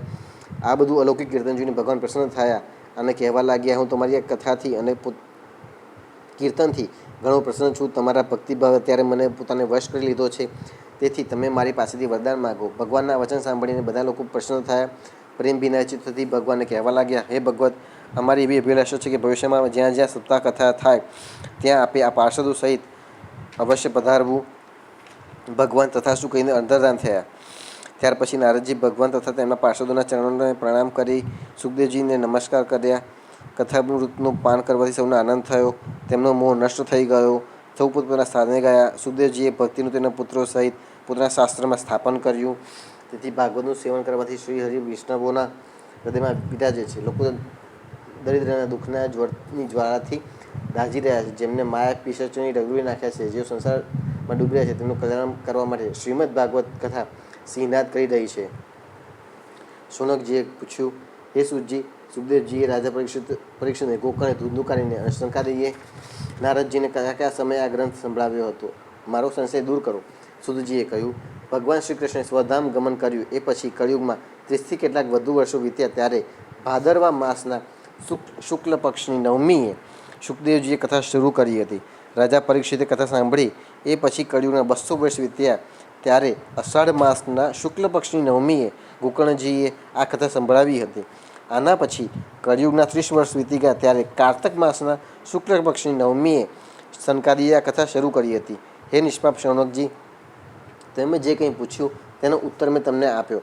આ કળિયુગમાં ભાગવતની કથા ભવરોગનું રામબાણ ઔષધ છે. હે સંતજનો, તમે સૌ આ કથામૃતનું આદરપૂર્વક પાન કરો. આ શ્રી કૃષ્ણને અત્યંત પ્રિય, સમસ્ત પાપોનો નાશ કરનાર, મુક્તિનું એકમાત્ર કારણ અને ભક્તિને વધારનાર છે. આ લોકમાં અન્ય કલ્યાણકારી સાધનોનો વિચાર કરવાથી અને તીર્થોનું સેવન કરવાથી શું થશે? પોતાના દૂતને હાથમાં પાશ લઈને ઊભેલો જોઈને યમરાજ તેના કાનમાં કહે છે, મારી વાત સાવધાન થઈને સાંભળો. જેઓ ભગવાનની કથા વાર્તામાં મત્ત બનીને રહ્યા હોય તેમનાથી દૂર રહેવું. હું બીજાઓને દંડ આપવાની શક્તિ ધરાવું છું, વૈષ્ણવોને દંડ આપવાની નહીં. આ અસાર સંસારમાં વિષયરૂપી વિષની આસક્તિને કારણે વ્યાકુળ બુદ્ધિના પુરુષો પોતાના કલ્યાણના ઉદ્દેશ્યથી અડધી ક્ષણ માટે પણ આ શુક કથારૂપી અનુપમ અમૃતનું પાન કરો.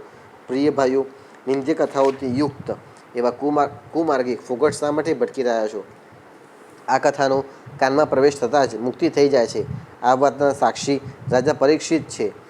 શ્રી સુખદેવજીએ પ્રેમ રસના પ્રવાહમાં સ્થિત થઈને આ કથા કહી હતી. એનો જેના કંઠ સાથે સંબંધ છે તે વૈકુંઠનો સ્વામી બની જાય છે.